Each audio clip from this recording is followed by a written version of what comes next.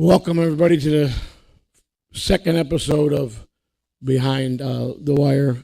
I'm Joey C. And sorry, it's last couple of weeks we had some problems with some guests, and I told you guys it was going to be a 20 week series. We had our first guest about 3 weeks ago. We were supposed to do this every Saturday, 7 o'clock. We just had a lot of problems with the guest, and out of the 20 people that I booked, one of them was going to be my wife.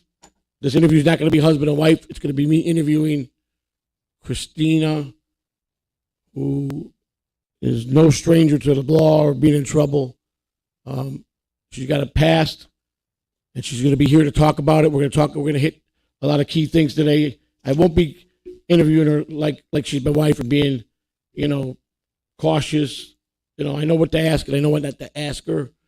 This will be it'd be just like, she's my guest and not my wife. So until that, you guys understand that? I just want to make that clear. So without further ado, I want to introduce a woman who has been through a lot of things. She's going to talk about that today. She's going to tell you about how she got started, what led her to this, talk about a little bit about her prison time, what she learned, what program she took. We got a lot of things we're going to ask her. So without further ado, Mrs. Christine Catalano, welcome to Behind the Wire with Joey C. How you doing today? Hello, I'm doing well. Can you hear me? I can hear you fine. Can you hear me? Okay, yes. So, Yes, I am. as you know my history. I started this prison podcast basically to interview people, former inmates. I like to touch on, how it all began. I'll ask a question. You'll be doing most of the talking. This is about you. What I try to accomplish out of these is, at the end of the day, we hope we can help somebody understand that prison life is no life, breaking the law is no life, and so they understand that. So my first question to you is going to be: when did you begin to get in trouble with the law? I would say 2009. 2009. And what led you up to it? All right, so I was in a very difficult marriage at the time, and we were going through a really bad divorce. So I decided to, go back to my mom's until I got stuff straightened out, and then I met up with an old friend. She introduced me to some drugs and you know how people like to numb their pain with drugs. So that's what I thought I was doing. And then one thing led to another. They were popping scripts. They were just doing the most. So they asked me one day if they could use my ID to pop a script. I said okay, because of course I was getting paid for it. And so I told them, yes, they could do it one time, but they did it more than one time, so I got hemmed up for that. All the cases for that, which was 4, prescription charges. All right, let me deep dive into this. All right, I mean, everybody knows that, and I'm sure that they're like, well, that's his wife. He's gonna be easy on her. They're not gonna be telling the truth. Well, we are gonna be, and I'm gonna be asking questions, and she don't have to answer them, but I'm gonna be just as kind or brutal to her as I would to anybody I'd be interviewing, even if it was myself out here. Um, so my whole thing is to get to the bottom of everything, the truth, what led people up to it. How old were you when you first? Let's take it back further. What type of person were you? I know you were married. You had children. I mean, I guess the Okay, people want to know: were you a normal person at one time in your life? Did you have regular jobs? Did you, were you a family person? I mean, let's start absolutely. there. Okay. So absolutely, I was a family person. I worked in the emergency room. I was in the medical field. I had a good medical career. Um, so, but my first misdemeanor charges was because of the sheriff I was married to. He was very controlling and he let his mother dictate everything. So things just wasn't working out. So I threw a pizza box at him and he called the cops on me. I left before they got there because, and so they put an injunction on me, which is a domestic violence injunction, because I hit him with a pizza box. Okay. And so I would go over there when he would call me when he wasn't allowed to, and I wasn't allowed to talk to him. And he knew this, so did I. But he would call me over there just, I want to talk about things. And so I'd go over there like an idiot, and I was arrested 5 times for that. Even though I was not caught at his house, I was caught, down the road, like at the, because we lived on a golf course. We lived in a very nice place. So And mhm, go ahead. so that was my first ever interaction with the law, was those misdemeanor charges that I got because of him. All right. So you're in this marriage and you're married to a deputy sheriff in Florida. Mhm. Obviously, he wasn't the father of your children, correct? No. Okay. So at this point, how old were your daughters at that point when you married this man? Let's see, Savannah was 4 and Alexis was 2. So basically, this husband, how long? First of all, how long were you married to this man? Maybe 3 years. All right. So you had two young. You were a single mother out of another bad relationship. You had Mhm. 2 young children. You meet this guy. You guys hit it off because you worked in the emergency room. He Right. was a sheriff that probably frequented the emergency room, bringing victims in or Correct. people that are arrested. You guys hook up. You get married. So Right. you you guys had problems. Obviously, the marriage wasn't working out. You had problems. You were fighting. You leave. He puts an injunction on you because of his mother. Obviously, you're saying he's a mommy's boy. Mommy's He boy. did everything mommy said, which, in my experience, a grown man that's going to be married and is following his mother's lead, it's never going to work. That's number one. No. You got to cut the ties somewhere with your mother if you're going to be married. So I can understand that. That was frustrating for you. So, but you still went back and forth. He lured you back in. Do you think he Correct. lured you in purposely, or was it Um, just he wanted to see you because he wanted to see you, and things just led one thing led to another, and then the cops were called because you were not supposed to be there. well, I think, okay, so he would call me and say, "If you wanna work things out, let's come talk, but come at this time," because, we lived in a place called Lake Bernadette, right? So, there's in it's just like every house looks the same. It's like the Stepford Wives, right? So his we lived on Smart Drive. His mother lived on Smart Drive, and so did his sister and her husband live on Smart Drive. Like, if they moved, we had to move. Okay, And so, I get that part. yeah. And so it's like his mother dictated everything. They're the ones that filled out the injunction, but when he would call me, he would say, "Let's talk, work things out, and do whatever." And then you just park the car in the garage, and then when you leave, we'll make sure they're not up, whatever. How they found out I was there, I do not know. Probably him. Okay, so you don't think that he was doing maliciously trying to set you up to violate you?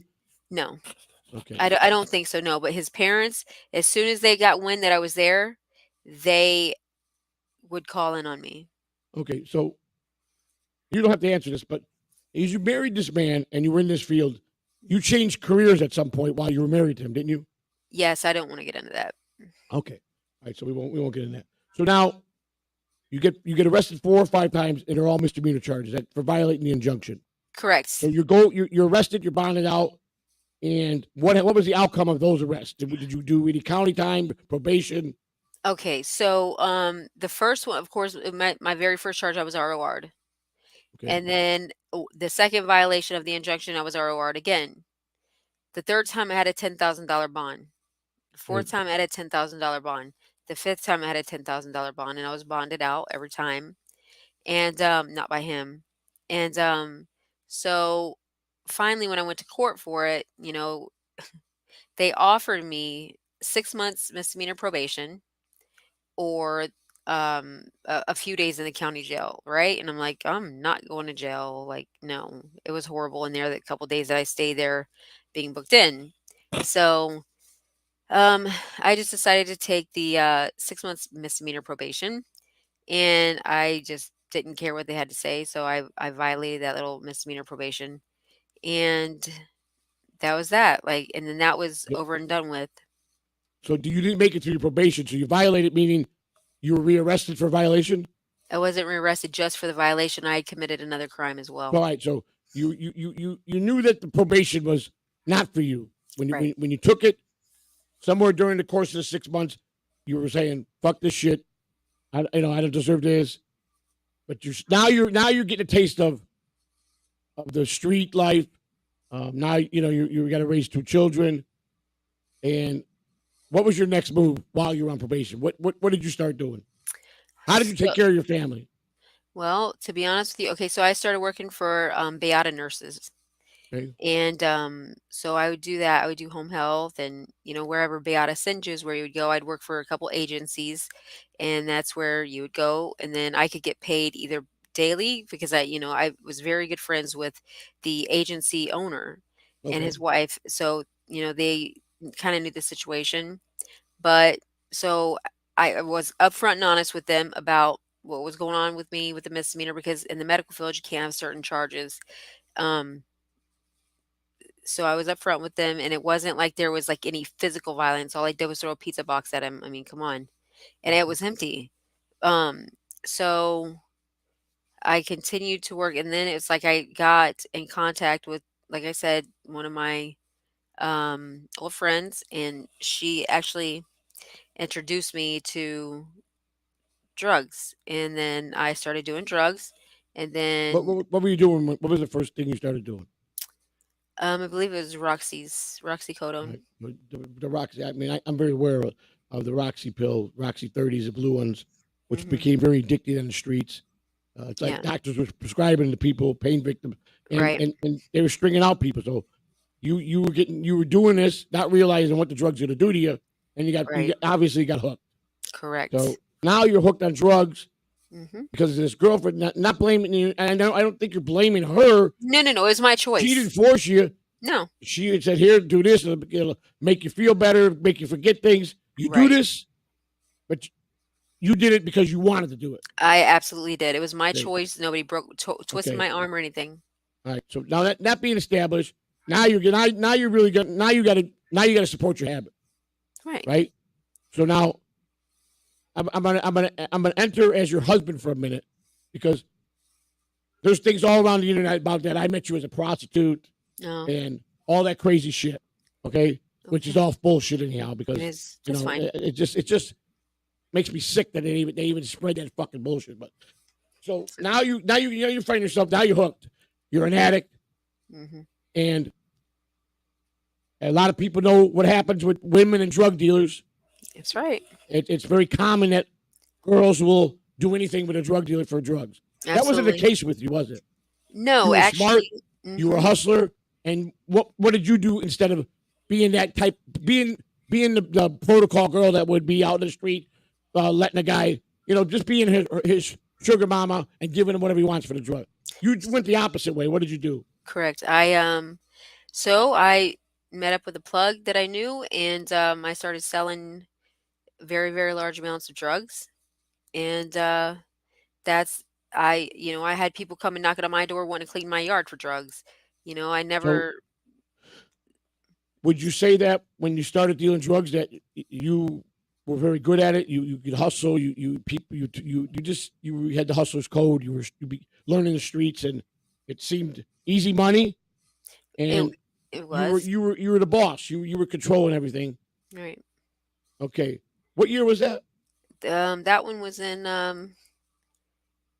let's see. So I first got, let's see. So I was with Anton, and then he got arrested for, okay, so okay, so here, let me back up a little bit. So okay, so our best friend, right? Eh, Right, you know, um he had done something very noble, we thought. Like, somebody stole something and he's like, he'd purchased it because he was the plug right, at one point. And so we were dating, and he this guy had stolen some stuff, like some rims and stuff like that. We didn't know where it came from. Well, he was in the store one day, and the guy that was stolen from was like, "Yeah, man, if you see this, let me know." And he said, "Hey, man, I have that stuff in my house." And so he drove over to the house, and Anton was like, "Listen, I just don't want no problems. You can have it. I don't care what I paid for it. Just take it." And so he basically they lied. They called the cops on him, and he's like, "I bought this stuff. Like, I bought this stuff legitimately. I didn't know it was stolen." And so they took him to jail, and I bonded him out. Well, about a week later, we were going somewhere, and about, I don't know, 13, 14 cars, squad cars pulled up and yanked him out of the truck and told him he was under arrest. And I said, "For what?" He just bonded out. And so I thought there was an error. So I called the bondsman and I called the jail. The officers wouldn't tell me nothing. So they tried to get him for sales of methamphetamine because we had someone come into the house, a snitch, or a confidential informant, excuse me, came into the house and they wanted an 8 ball. Okay. Right. And so I felt this guy was a rat. So if you think that I was going to give him what he came for, he was wrong. Right. I gave him something else and I didn't Right. speak. They didn't have So no you at video. this point, excuse me, so now you're picking up that this guy's probably a snitch and it's going to be a setup. Yeah, You're already picking up this vibe because he just knew. that's what you have to become. You have to become and think like the people that are coming to your wherever you're dealing from, because at every given time you got to be prepared that that person's going to come in and going to be wired, be a confidential informant. I mean, you got to be everybody's suspect when you're a drug dealer. I mean, if Right. you don't think that and put the caution signs up, you're not going to be a very good drug dealer. So at this point, you're already hip that this guy, something ain't right with this guy. Maybe something that he said out of content from previous ways he bought things, or he wanted extra stuff that was out of his character. So now you suspect this. So you don't sell him actual drugs. You sell him something that wasn't drugs, correct? Correct. But that's not, see, now they can charge you with like attempting or synthetic, Right. but he was wired, but they had no audio of me exchanging. They had Right. no audio of me, him giving me the money. They had no audio Right. of that. And then what Anton was doing, was speaking to him about, electronics. Right. So, it was a handoff situation. Well, I told him, my ex, when he left, I said, something ain't right. I said, something is not right with him. And, he's like, "Ah, I think you're right." So a week later, that's when they surrounded the truck and pulled Anton out, and they tried to get him for sales of methamphetamine and yes, sales of methamphetamine and I believe oxycodone or maybe Dilaudid, one to the other. But he had a very large bond. It took me a week to get him out, and then a week later they came and arrested me, Now and I was what? like, for what? For the same case, sales of methamphetamine, possession of methamphetamine. And then there was someone at the house there that had paraphernalia, and I didn't want him to go to jail. So you took And the so charges. I did because I did not want them raiding that So house. a grown woman, took charges for a grown ass man Hmm. because you didn't want him being arrested. Well, not That's only pretty that, fucking noble for a woman it's to do not that. So, right, but it wasn't only that. It was what was in the house. If they would have raided the house, then, right. we would have So you been, guys, yeah. yeah, So we're gonna go. So now you graduated to felony arrest, correct? yes, And then from there, it was all downhill, up and down, correct? right. But since they could not pin me with the sale. They couldn't pin Anton with the sale. They dismissed those charges and gave me possession only, right? So Right. I got time served on that, and then I was free and clear. And then Anton had went to prison for grand theft for the stuff that he'd purchased from someone and get tried to Right. give back to him. Which was And which was which yeah, was pretty shitty on the states and the sheriff's part, because yes, he took stuff for drugs, and mhm, yes, there's always going to be a better than 75% chance it's stolen stuff, but right, because he knew it was somebody in his neighborhood, and the guy that was stolen from was a decent guy, he mhm, thought it would be best. I just take the stuff, no problems with the guy, let them go. He didn't care about losing the money, and he was going to give it back to the guy. And when he did that, I believe the guy turned around and called the cops on him and thought he was involved in robbing him, right, which makes no sense. Because why would a guy rob you and come back and give you back the stuff? That's kind right. of fucking. double standard on the person that called the police on him. So to me, that's Absolutely. just a setup by the way the police work in this fucking state of Florida. Hmm. So now this is probably what, around 2010. That was in no, that was in 2000 and because in 2010 I had lung surgery. So It was before that, oh no, no, this okay. So I got the prescription charges in 2009 because I had had the lung surgery. right? And I was in the hospital for that, and then, my ex didn't call and say, "Hey, she's in the hospital," so they violated me. I got a 9-month sentence for that. So that was your first time doing time, but you didn't go to Mhm. prison. They No. gave you They they gave gave me you 1129 is what they gave you. no, no, no. They gave So me an ankle monitor, or not an ankle monitor, they put me on community control 2, which is without the ankle monitor. okay, And I would, had a curfew. I wasn't allowed to go nowhere unless I had permission, the whole 9 yards. And right. so, um, I had gotten, empyema on my lungs, and, I had to have surgery on my lungs, and I couldn't call my PO and tell him what was going on because I was on a ventilator. Right. And so my ex did not call. He didn't care.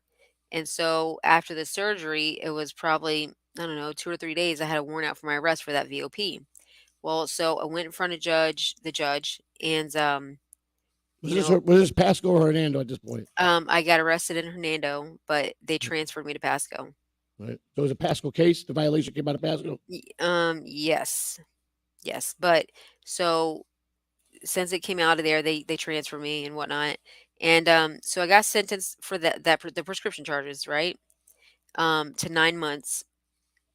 But I also had a pending charge that What was I that had. charge? That charge was also a felony. Um, I'll have to look it up. I forget which one that one. All Oh, right. So let's I think it backtrack. was okay.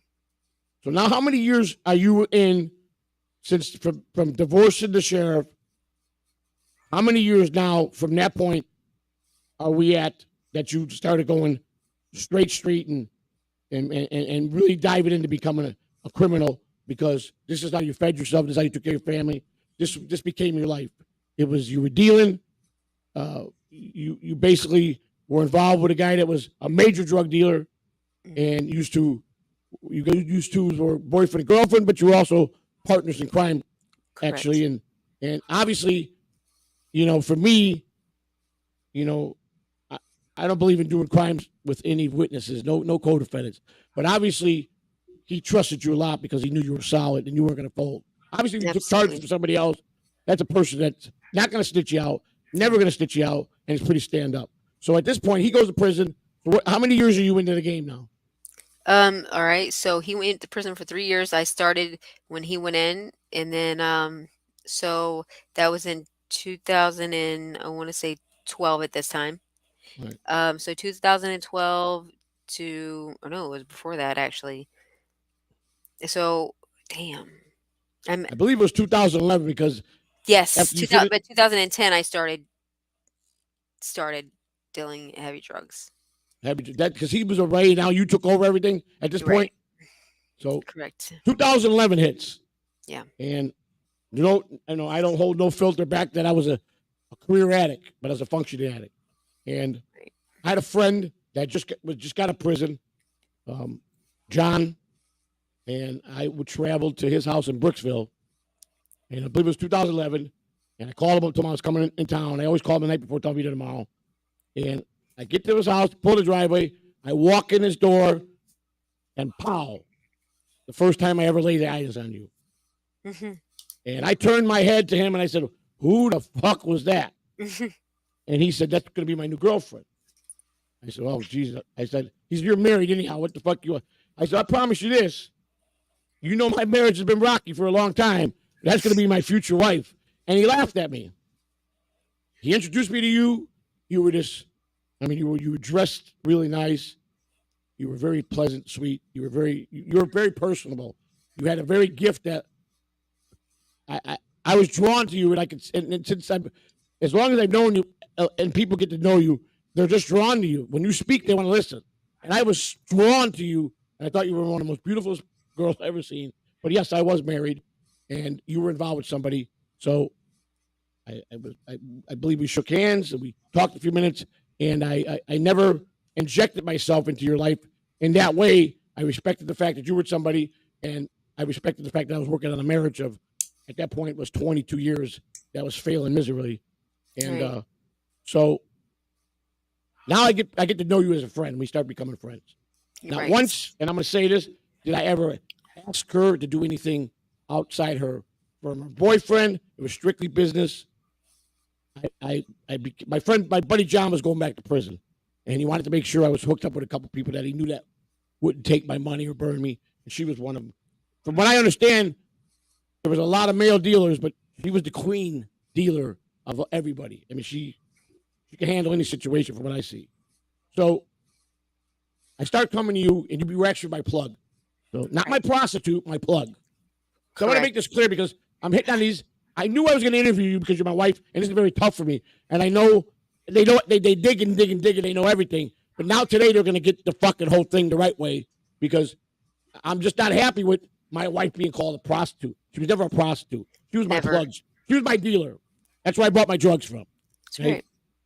so you and I formed a pretty good friendship, and it was strictly business. I never got out of line with you. I never disrespected you. You never did the same. I never said, "Hey, you want to sneak out from your boyfriend?" I never did anything. I never hit on you. You never hit on me. We kept Right. it friendly, and you treated me with a lot of respect. And I had a lot of respect for you. I even can recall a time you had to go somewhere with your boyfriend, which we'll get to that part later. But and I could tell he didn't like me by just the way he looked at me. But you knew that I was a stand-up guy, and I was a decent person. That I wouldn't go if you left me in your house. I wouldn't steal. I wouldn't take nothing. And you threw everybody out of the house except for me. What did you tell me that night? For you to, you could, the door was open. You could stay there, because I trust Make you. yourself at home. I'll be back, but make sure you don't let nobody else in. That's what she Correct. did. I mean, she knew me. She read me. She knows I was solid, and I just thought that was awesome because I would never betray somebody or steal from anybody. First of all, I wasn't one of those addicts that stealed and robbed and did that. I paid for my drugs. I worked all my life, and I paid for my drugs. I always paid. Yep. I never asked for friends. I didn't like it because, you get friends, and then if it's bad, and then you go back and try to get you talk. What are they gonna tell you? You friend it, man. Take what you get. So I was always a straight shooter, Yep. and I thought she was pretty cool. She was always treating me fair. So now, um, goes 2011 passes, and I seen you a couple more times, Mhm. and then I couldn't get a hold of you. What were the Right. next chain of events? So, in 2000, excuse me, in 2000, so I was, making decent money, just trusting to, the person that I was with, which I should have never done. Um, I told him specifically one day, do not leave with anything that belongs to me, because if you get pulled over, you're going to get in a lot of shit. So that's what he did. I was sleeping and he took off with pills, meth, and whatever.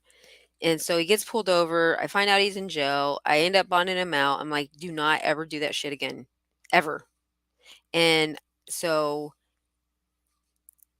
time just kept going on. And then he had this friend, which I didn't trust, named Bodie. I'll put his name out there. I don't care. And Bodie's nephew. And he wanted to um, sell something to them. So I said, all right, whatever. So, I have a big tattoo on my back. Everybody I'm sure knows. So when I bent over to grab the scale, um, they seen the tattoo on my back.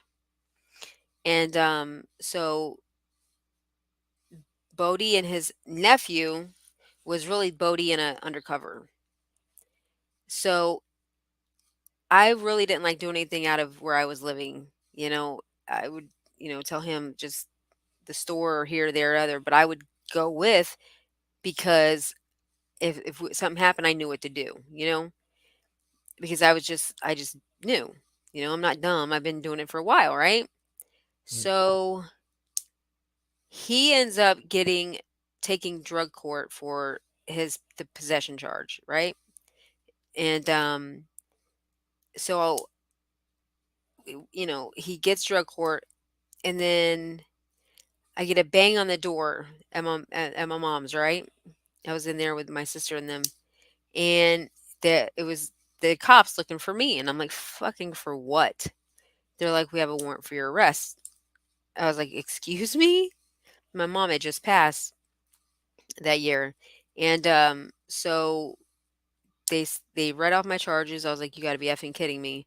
The ones in Hernando got dismissed, but then guess what? I got sales of methamphetamine, sales of, I believe Dilaudid, possession, and possession, which was enough to score me out for prison.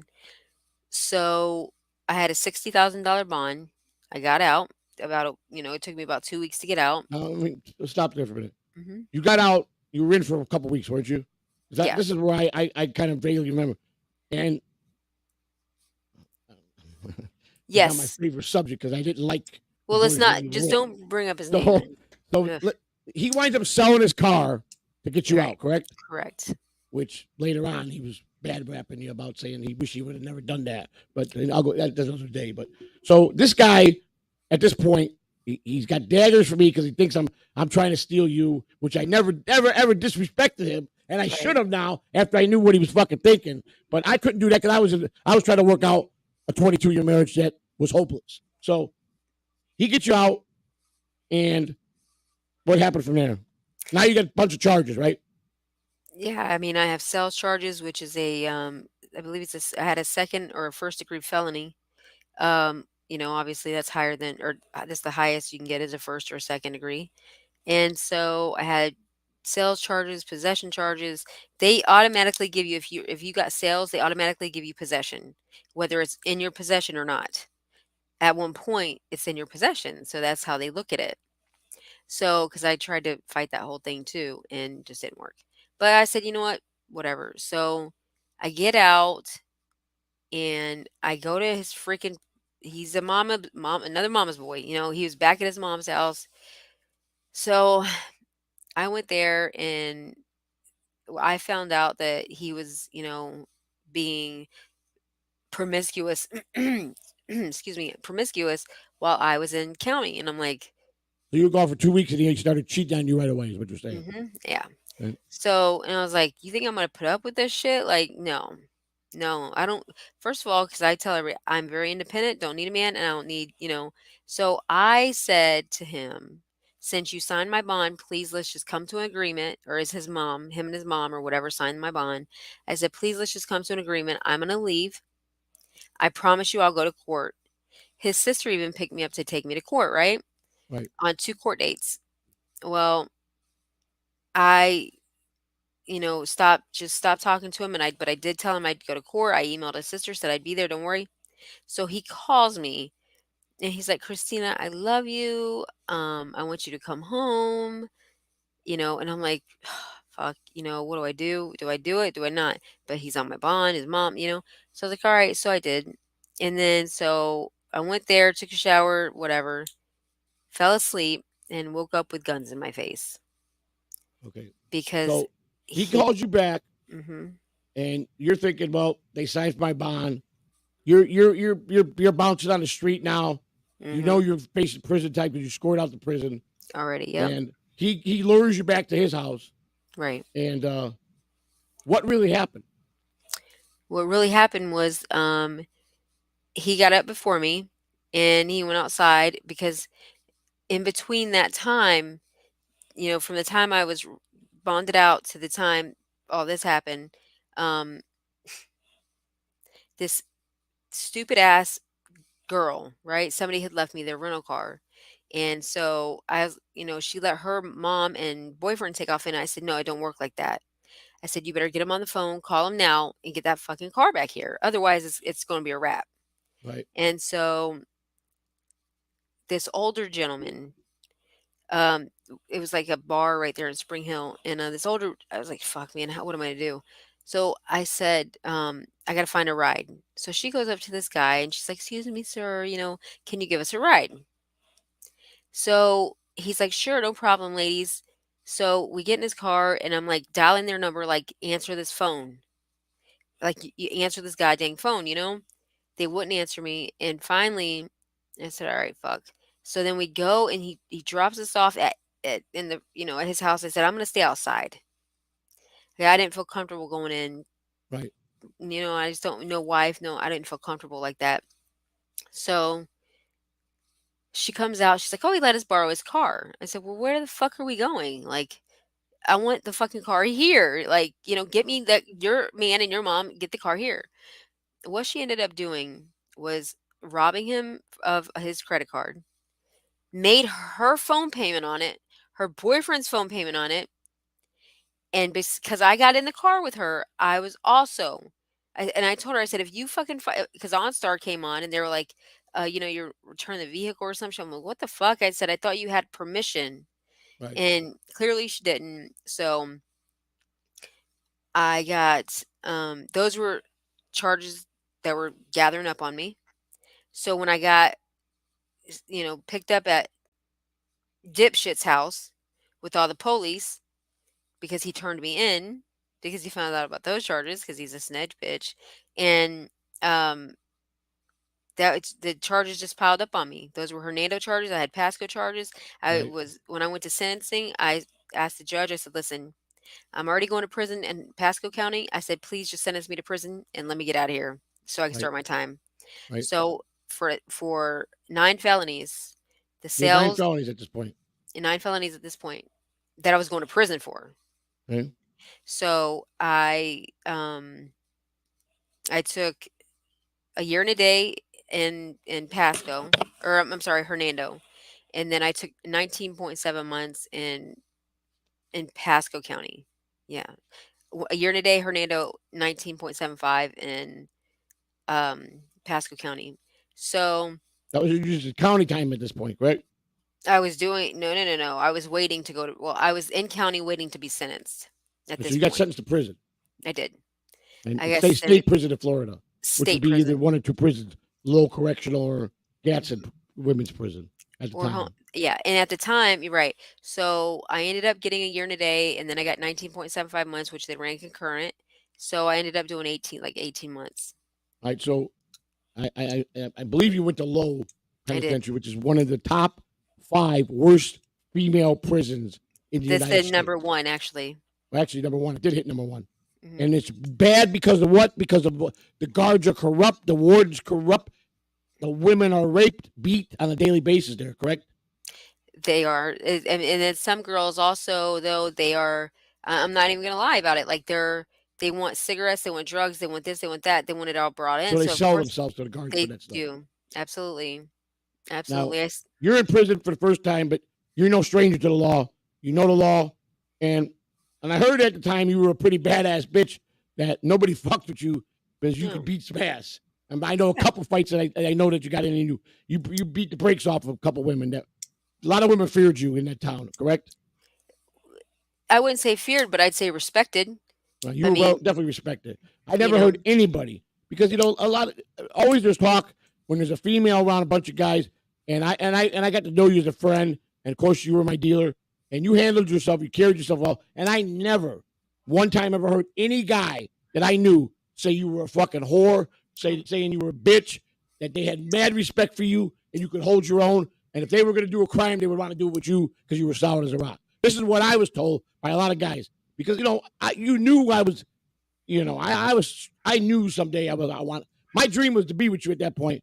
So I'm doing my investigating work to find out what's really up with this girl. But yeah, you're going to prison, and I'm going back to a nightmare. right, I'm waiting for my kids to really become legal age so I can leave because, Italian men we don't leave our children, we support them, and I wouldn't leave my children for nothing. And I'm not down on anybody. I'm not down on their mother. It was a marriage that was my fault most of the time, but why I was broken. I caused my own nightmare in that marriage, but I stayed home for my kids. I stayed 10 miserable years till my kids got grown. And believe me, it was miserable. 10 years. So I yeah, went through hell on that. So you go away to prison. I don't know. You just disappeared. I can't get a hold of you. right, And finally, someone told me you were in prison. right, And I didn't know nothing about it. I didn't know where you went. I didn't even know how. I didn't get caught for things I did. I was pretty smart, and I never. My biggest thing was if the risk outweighed the reward, I pulled myself out of something. right. That's the kind of person I was, and I lived my life like that. If something was way not worth my risk, I wasn't doing it because I was too smart for that. So Right. I policed myself very well. At this point, I'm still not breaking my own rules. I made about a set of 8 to 10 rules that I would never break. If I broke them, it would hurt myself. And I still live by those rules. I might have broke one or two of them finally, but most of my life I didn't. So you go away, and you're gone for what, 18 months, I believe. Yes. All right, now you get out, and Yes. I got you, uh, out. you got out. I And think it's February of 2015, I believe. correct. And so I got out, and then, my ex Anton picked Right. me up That's right. because He picked you up at the bus station. yeah, But you went back home to where you were with your boyfriend. 'Cause he got out a few months before you, correct? he But got out now in let's back November. up now. Mhm. Anton was in prison and he stopped writing you, so you started dating this guy. That Right. okay?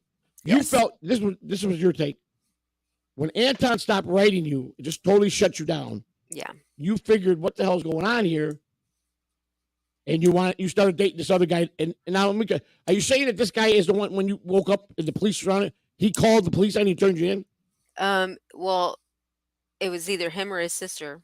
Right, so he He has knew he he had knew. participated in turning his own fucking girlfriend in a piece of Yes. shit. A man calling and Correct. ratting on the girl he claims he loves. All right, Correct. that's where I was probably guess spot of why I hated this fucking guy because he just was a fucking idiot in my book, and Right. he wouldn't last a fucking hour hanging out with me because I would have probably fucking put him in the trunk of a fucking Well, car. he got But his own karma, so it's okay. yeah, well, He went to prison. so now, like you said, you thought Anton was done with you Mhm. and you wind up dating this other guy. But now Anton gets out and all of a sudden reaches out to you. You're coming home next week. I want to be there to pick you up. I want you to come home. And you're like, okay, uh, I got nowhere to go. He's going to pick me up and you're going to go home, correct? What happened He that night? You didn't feel it, correct? yeah, so he got out in November of 21. No, I'm sorry. 14. Yes. And then I got out in February. So I had, because I didn't have no help in prison. I did I didn't have anybody, You told me to that you were alone in prison. You had no family. Nobody sent you commissary. You were just by yourself. You had nobody. right. I did not have anybody in there. I stayed to myself. I didn't have phone calls. I didn't have nothing. So, um, every once in a while, my sister up north, she would send me $30 here and there, but I didn't expect it. Like I got Right. myself there, so I'm going to Right. take care of myself. Right. And Let's back so up before you got out. I want to that's talk about the 18 months. yeah, that's what I'm What talking goes about. on in a female prison? Because I heard female prisons are worse than male prisons. And Okay. talk about the prison days. Talk about how you kept your body was there. Obviously, how did you not let them have your mind? What did you do? What kind of things went on a daily basis? What do women do in there? I mean, are they It depends on which one in you're talking about. men's prison? There's stories of rape and if you're a punk, you get raped. If you don't come correct and you owe money, you get torn out or you get stabbed and shanked. What's it like in a female prison? Okay, so well, first of all, there's no politics there. You don't have to hang with your own race. Like they don't do that in female prisons, state or feds. Um, they but there's a lot of girlfriend situations that get very, So you're very saying there's a lot of females that hook up with each other in prison. yes, and that's not a good idea because it's just not a Why good ain't it a idea good idea? because Your the take on it. first of all, um number one, like how clean are you in prison? How clean can you get yourself, right? With the water the way it is and the They hygiene don't that give you you get. unless you get by commissary. Correct. I know when I first went to prison, they gave me the worst fucking state soap I ever saw in my life. And I said, "What do you want me to fucking do with this?" And they said, "Well, we better get someone sending you some money if you want the good stuff." Right. So I when I first went in, they had me in Max and I was I Your first seen Shelly was a murderer, wasn't she? Lifer. yes, yes, and she and I did not see eye to eye at first. So basically, you're with a murderer. She's in there for life. You know she's got nothing to lose if she tries to kill you. If That's she it. kills you, she don't give a fuck. 'Cause she's already there for life. Correct. So now you're in a bad situation. Now you Right. can either let her make a bitch out of you and be her lapdog, Yep. or you're gonna have to go to business and let her know that you can hold your own, right? Yes. And that's exactly what I did because I was tired. I just took her shit and took her shit and took her shit. And finally I said, you know what? When that cell door shut and they locked it, I told her straight up. It's not my fault you're here. It's not your fault I'm here. I said, but unfortunately, we have to stay in the same fucking room together. It's not very big. I said, you're going to respect me. I said, and I just told her basically, as you want to fight, we can fight. But I said, this shit's going to stop because I'm not going to come in this room feeling very uncomfortable with you making your little daggers at me. It's not going to happen. And what it is it's jealousy. It really is. They know they have to be there for life, but they know I have an out date and they don't. Right. Right. So, but I was in that pod, I was in that pod.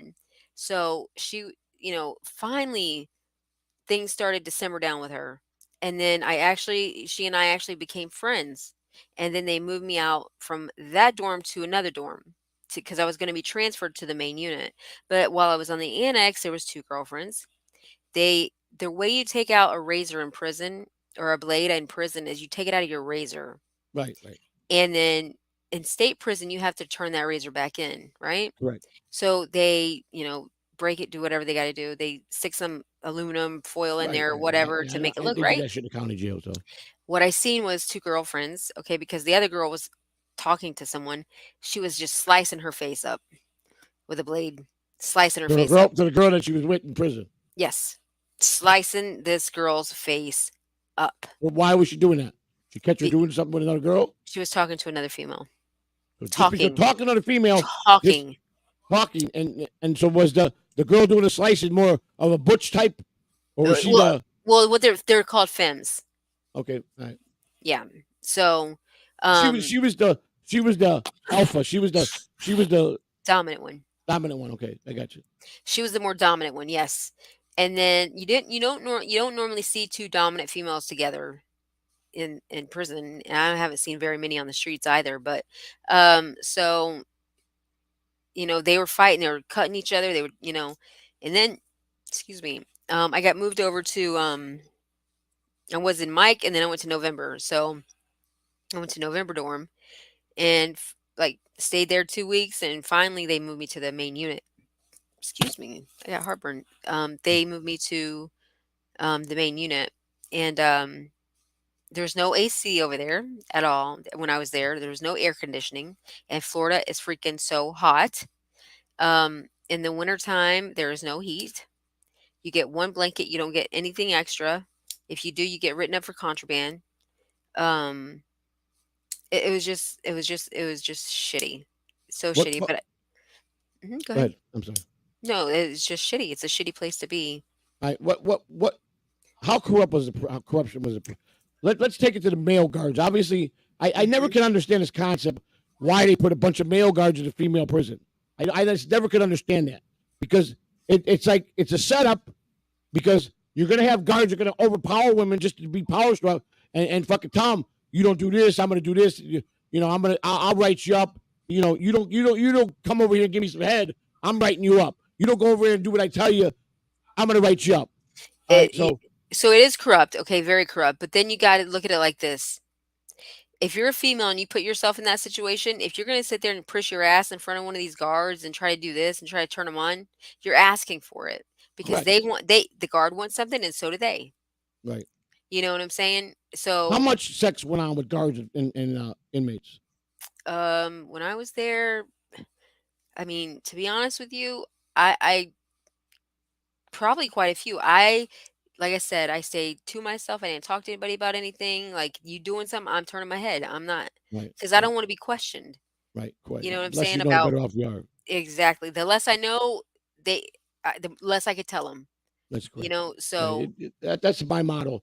No, I don't want to fucking hear. Now, guys would talk to me for. I don't want to fuck. No, I used to shut the fuck up. I don't want to know that. You're putting me liable to fucking know something I don't want to right, know. Don't even correct, tell me anything. right, And that's just protecting myself because I'm not going to tell the fucking police anything. Fuck the police. But don't put me in that position. right. You know. And so you got involved with programs in the state. What did you do? What you do any I schooling? I mean, you well, I obviously actually stayed yourself. What did you do to keep yourself occupied? Did you so in read? Were you a reader?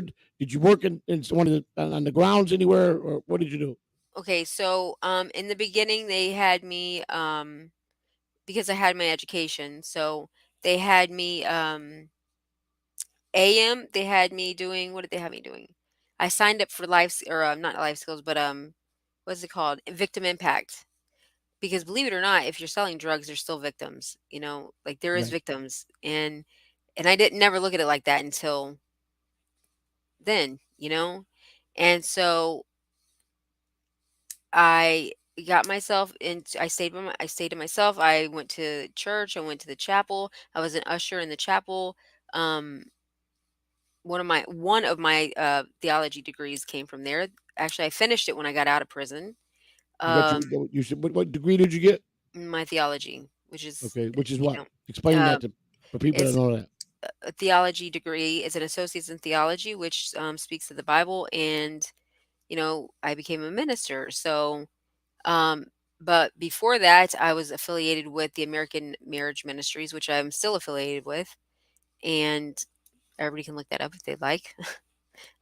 So I had my education, so I went and I put in for to teach in class, right? To be an educator, to be a Right. tutor, or whatever.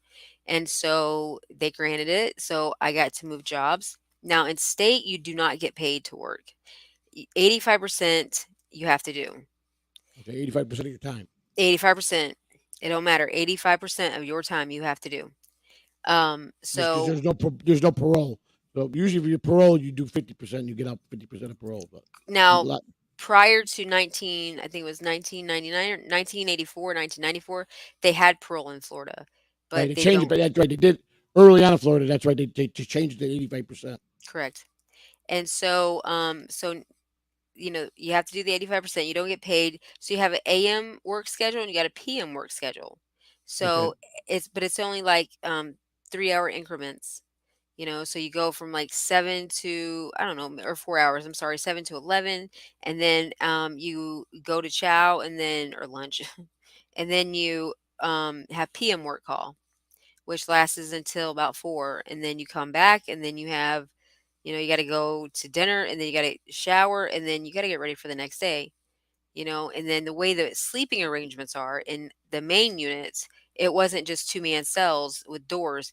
It was open bay with, I don't know, 60 women in there, 60 When women. when when now I'm going to ask you this question, but then I want to take you back to a question. I'm going to go back a little bit in the beginning of your life, and I'm doing this for a reason because Okay. of things that are being said and that they're again they're not doing.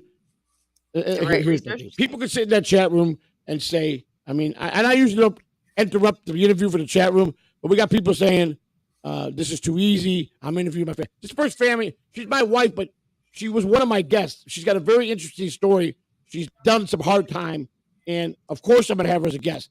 But I've got a lot of guests lined up that I don't. Some of them I don't even know that I reached out to through other friends. So that's kind of a little harsh to say this is easy. I'm not going to be easy on her just because she's my wife. I made that very clear in the beginning. But I'm not going to shame her, and I'm not going to.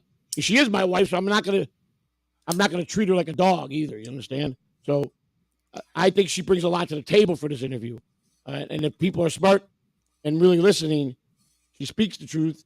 And you're going to hear this is going to be probably a little longer interview than I normally do. Um, so I just want to reach that out. Now, something else is going on in the chat with Rochi and Clay Dabbler.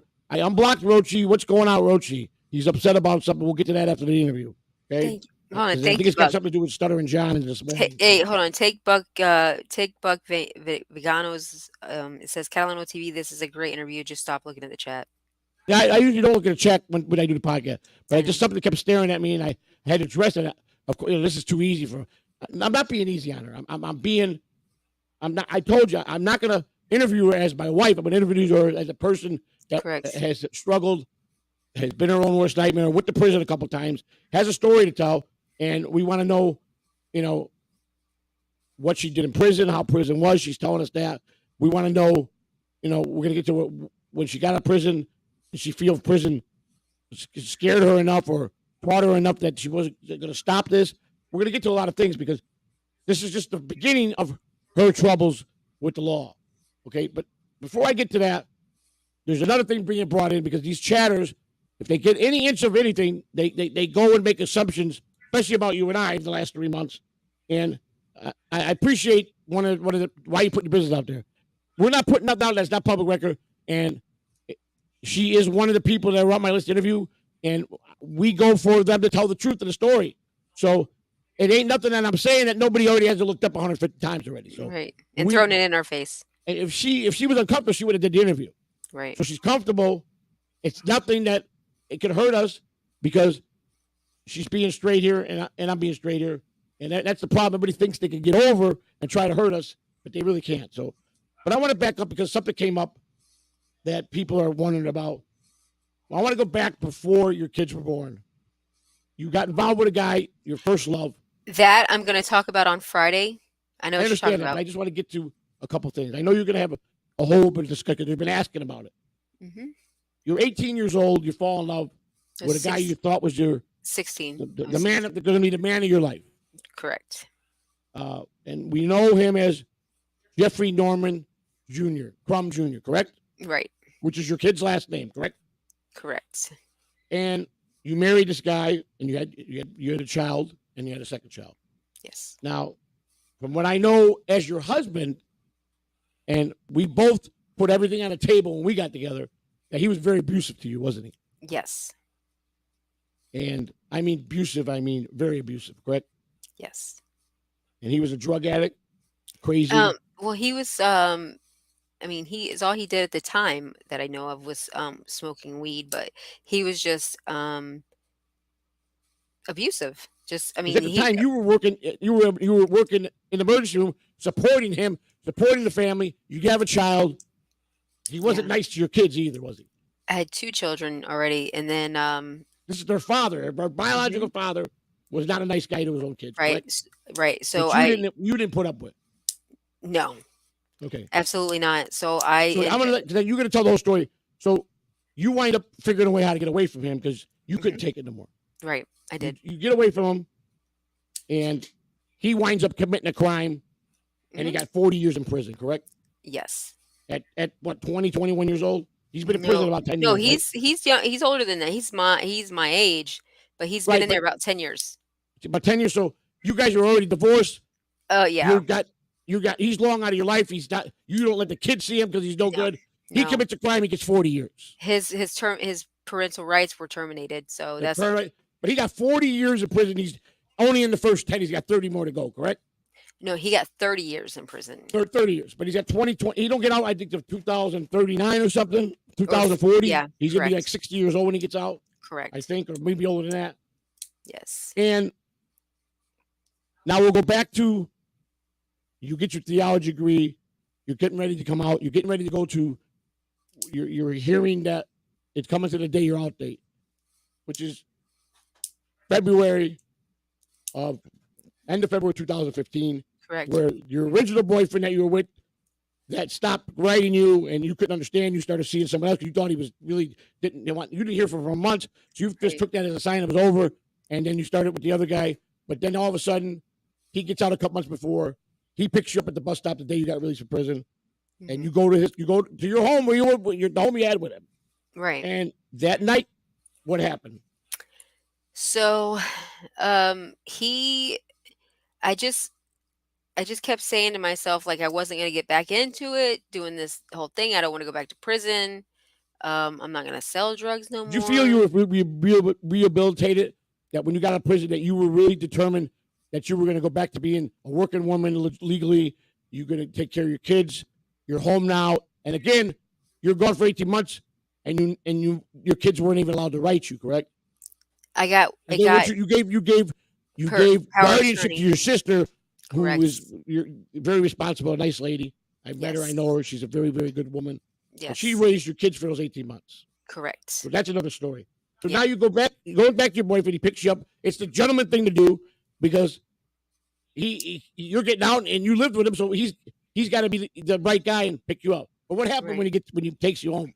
So like he was always you know, I just did not feel like we just didn't have that connection anymore. It's like and then he wanted to and he was getting high, he was doing this, he was doing that, and it was like, what the fuck am I doing here? Like I don't even want to be here. He left me sitting there while he went and picked up this other chick or actually went to see his new lady, whatever, right? And I'm like, Right. where the fuck did this motherfucker go? Like, I'm not staying here. So the next day, I So told him, I you said, felt listen, that something was amiss. absolutely. So, and that was, he sat you down and he told you that he wanted to break up because he was fell in love with somebody else. He didn't tell me that.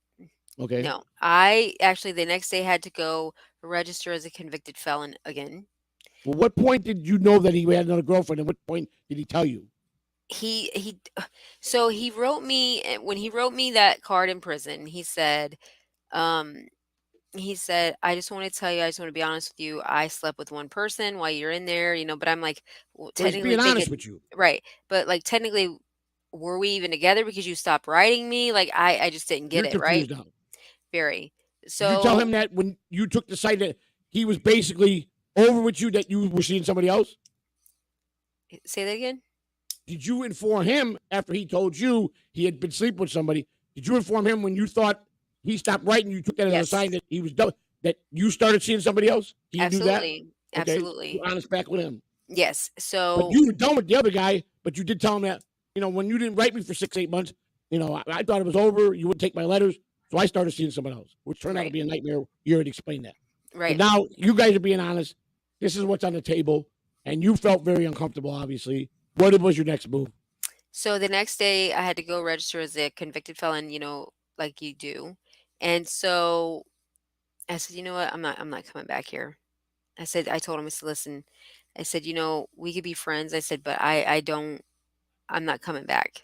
So I had little man, you know who I'm talking about. I don't want to say his name on here. Right. But I'm gonna get in touch with him to do an interview with you. Okay. So I asked him, I said, listen, I need you to do me a favor. I said, I just need you to drop me off at the sheriff's station to, get my You got to fingerprints and register it that you're home, and you got to register with the sheriff's correct, saying department. that you're Right. out, of Right. prison. And so you have to do that within 24 hours. So he's like, all right, cool, no problem. So he took me to do that. And I said, man, I just want to clear my head. So I started walking from, I think it was the sheriff's department, where it is, and from by Brooksville Hospital. Right. And so I just started walking to my mom's house. Which And is a pretty good haul from that oh, it point. was a pretty good walk, yeah. And I felt I was like fat and from Well, prison. you gain weight in prison. I mean, that's what And yeah, happens. I was like, yeah. So um as I get almost to like I think it was where's that Circle K at and where Hernando jail is, like Oh, on Spring there. Hill Drive, right in the corner of Spring Hill Mhm, 41. yes. So I get past the Circle K a little bit, and this gentleman, he pulls over. He's an older gentleman, you know. He's like, "Do you need a ride?" And I said, "You know what? Actually, I could use a ride up the street. My feet are killing me." Was he just being nice, or was he trying to pick up a No, beautiful lady? no, he was just being very nice and he was very polite. And he said, and I told him, I said, "Listen," I said, "I don't mean no harm or anything." I said, "I just got out of prison, so please just." He's like, "Oh, it's okay." He's like, "Well, may I ask what you were in there for?" I told him.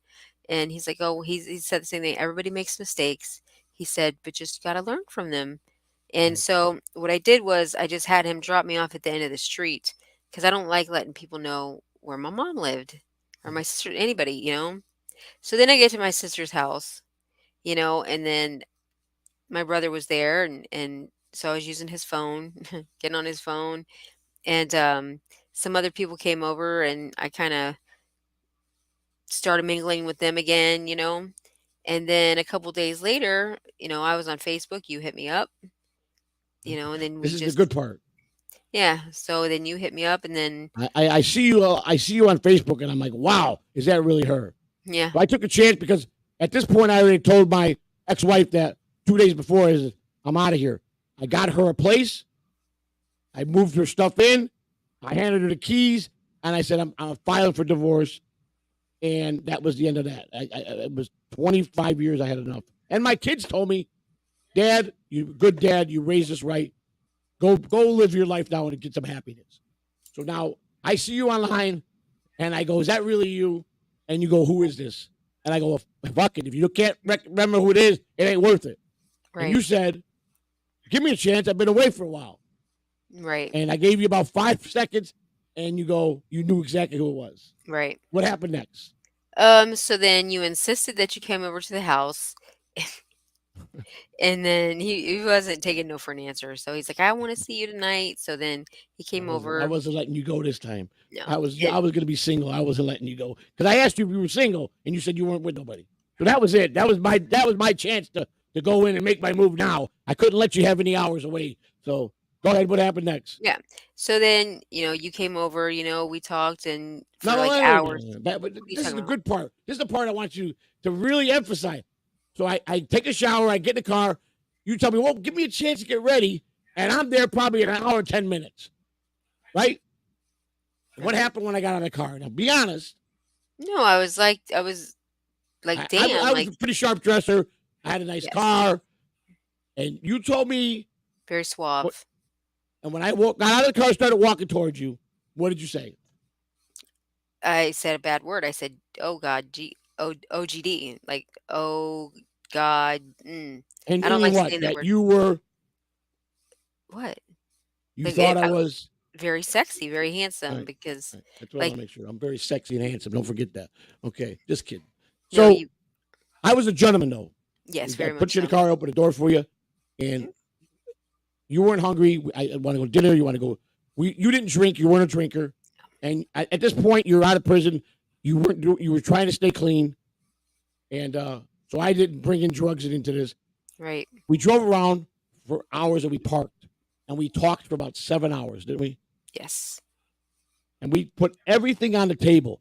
I told you all my faults. You told me all your faults. You told me all your broken relationships. I told you every single thing. After that seventh hour, we both looked at each other, and I remember, where do you want to go from here? And you said, are you trying to be my man? And I said, that's exactly what I'm saying. How do you feel about that? And you said, yes. And I drove you back to your sister's house, and I said, I'll be back this afternoon. And we moved in that next night into your sister's house. Right. And then the next night after that, we moved out. Yeah, cause we went somewhere to get you a cell phone and came back, and You we went and saw a got bunch it. of because your sister turned the house into a trap house. It was a trap house. There was all kind of druggies, and I come home and I brought all my expensive watches. I had about 100 pair of Oakleys that I got for baseball, and these fucking idiots, they didn't take the watches, they didn't take the money, they didn't take the fucking Oakleys. They took my underwear and my fucking t-shirts, and they were walking around wearing my fucking underwear and t-shirt. And your sister had a shirt Denying on, and denying that they had it. I go to Christina, that's my fucking shirt. And your sister goes, well, I don't know, I found it in some suitcase. They took all my fucking clothes. These were all Right. fucking Well, nuts out motherfuckers. for the record, I'm adopted, so I'm nothing like them. Just let everybody Yeah, know. and so I looked at her and said, there's no fucking way I'll kill all these motherfuckers. So she said, let me call my brother. He's got a place. I For think rent. that we could rent it from. So we went and talked to your brother, introduced me. I wasn't impressed with him. No, He of was an course not. idiot in my book. But he come to the conclusion that this guy seems all right. He's gonna be clean now. And we rent the place from him. And that's when the nightmare became with him and me. This guy, I guess the pump, it was well water that was pumped because he was out in the country. And you and I, we rented this place, and you fixed it up really nice. You were very good at stuff like that. And we started getting furniture. Me and you I remember we drive it around, and I remember the first time we broke the windshield on the van. We bought a couch from the lady that bought storage units, and me Right. and you were loading it, and I accidentally put it too hard, and it went right through the fucking windshield. And I told you not And to. that was our first, but it was our first couch. And I wouldn't sell that couch. I kept it for as long as I could because that was our first thing we ever bought together. And then your brother was just an asshole. A douchebag. Christina's clean. I'm clean. Yep. I'm respecting her, and we're being clean. And your brother's sister was always throwing shit in your face. My who? My brother's Your sister brother's or wife, I mean, your brother's wife? wife, My brother's wife. who was, to me, the most uneducated woman I ever met in my life. Yeah. And she kept coming over and being negative and saying shit to you. And I'm like, would you get, and I jumped in, I interjected myself because at this point, I'm with you 2 weeks. I'm madly in love with you. And all I want to do is, I just want to be with you the rest of my life. Right. So I interject myself and I say, listen, don't talk to her like that. She's trying her best and you keep negative her like you want her to fail. So your brother comes off all tough to me screaming, and I opened the door. I told him, listen, fat boy, turn your fucking ass around and go home because you don't want to fuck with this. Because if I come down the fucking stairs, I'm not only going to beat the fuck out of you, I'm going to live here for free the rest of my life because I got to pay you a fucking dime, and you're going to be off my property. And he left. He turned around and knew that he entered the wrong fucking door because I don't play that shit. That's right. And I came to the conclusion it wasn't worth it. And I got an opportunity. I retired from baseball in 2014, but I wanted to go to Chicago. And I took a job with the Schaumburg Boomers, and me and you packed up, took the dog that we got. And, Lord. I believe we got Juan, didn't we? We got Wani. Kevin. And Kevin, your brother. And I went and I negotiated a deal with the Schaumburg Boomers where they paid for our hotel, the rent-a-car, everything. I got the whole 9 package. And they treated us pretty good. But then the worst thing happened. People started fucking with our relationship. Now people didn't like us together. Everybody, my kids, your kids, not just so much your kids, your family, everybody took a shot at us that they were determined that we weren't going to be together. Correct. My kids were pulling me back home. My mom's been crying. And I made 3 key mistakes. I left you in the first year 3 different times and went home to my ex-wife. Did I not? Yep, sure did. I did. And you told me on the 3rd time, I love you so much. Why are you doing this to me? Why are you doing this to me? The divorce is almost final. And they were guilting me. You knew that. I mean, I was a family man. I was 25 years with this woman, but I didn't love her no more. And they guilted me back home, and I did you wrong. I'll never forget the look on your eye. And you told me, I love you, but 3 times you're out. So I'm never going to ask you back. Never. So now I go back to there, and I slept in the garage the entire 2 weeks. And because you were communicating with one of my kids, finding out what I was doing, and they said, he don't even come out of the garage. He won't talk to my mom. He won't come in for dinner. I was miserable because I made a big fucking mistake because I had already experienced the love you gave me. And I looked myself in the mirror and I said, what the fuck? You got a woman for the first time in your life. You're 50 years old that truly loves you for you. That's it for you. And I cried hard to my kid. I blew it. I came home and it didn't work. And even my ex said, you don't love me no more. You really don't. I said, no, I don't love you. You're my mother's children. We had 25 years. You don't love me either. You know that. And I made a mistake. It's too late. I'm already in love with Christina. And she says, then you go be happy. And then I said, well, it's too late because she ain't going to take me back. And then my daughter said something to you. And my daughter come running into the garage and says, you better get on your Harley because Christina wants you home. And I fucking drove about 95 miles an hour on the Veterans, left all my clothes, and I fucking got that Harley and pulled up in that front lawn. And when I saw you, I just fucking hugged you and kissed you. And it was the greatest thing in the world that you decided that you loved me enough that you were giving me one more chance. So then we had some rocky roads because we both got back into drugs. Right. Pretty hardcore, and we hustled. We sold drugs together. We did everything together. I'm retired. I'm retired because of my health. I start my disability. The judge awarded me disability based on my merit that I paid in 32 years of Social Security, and that I was basically going to pay myself. I was denied 3 times. I went before a judge, explained them, and the problem how I got my disability is they couldn't replace me with a job because I only did one thing all my life, and those jobs are not in the pay. So me and you struggled. There was a lot of arguing, a lot of fighting, and then that one terrible night happened. Yeah.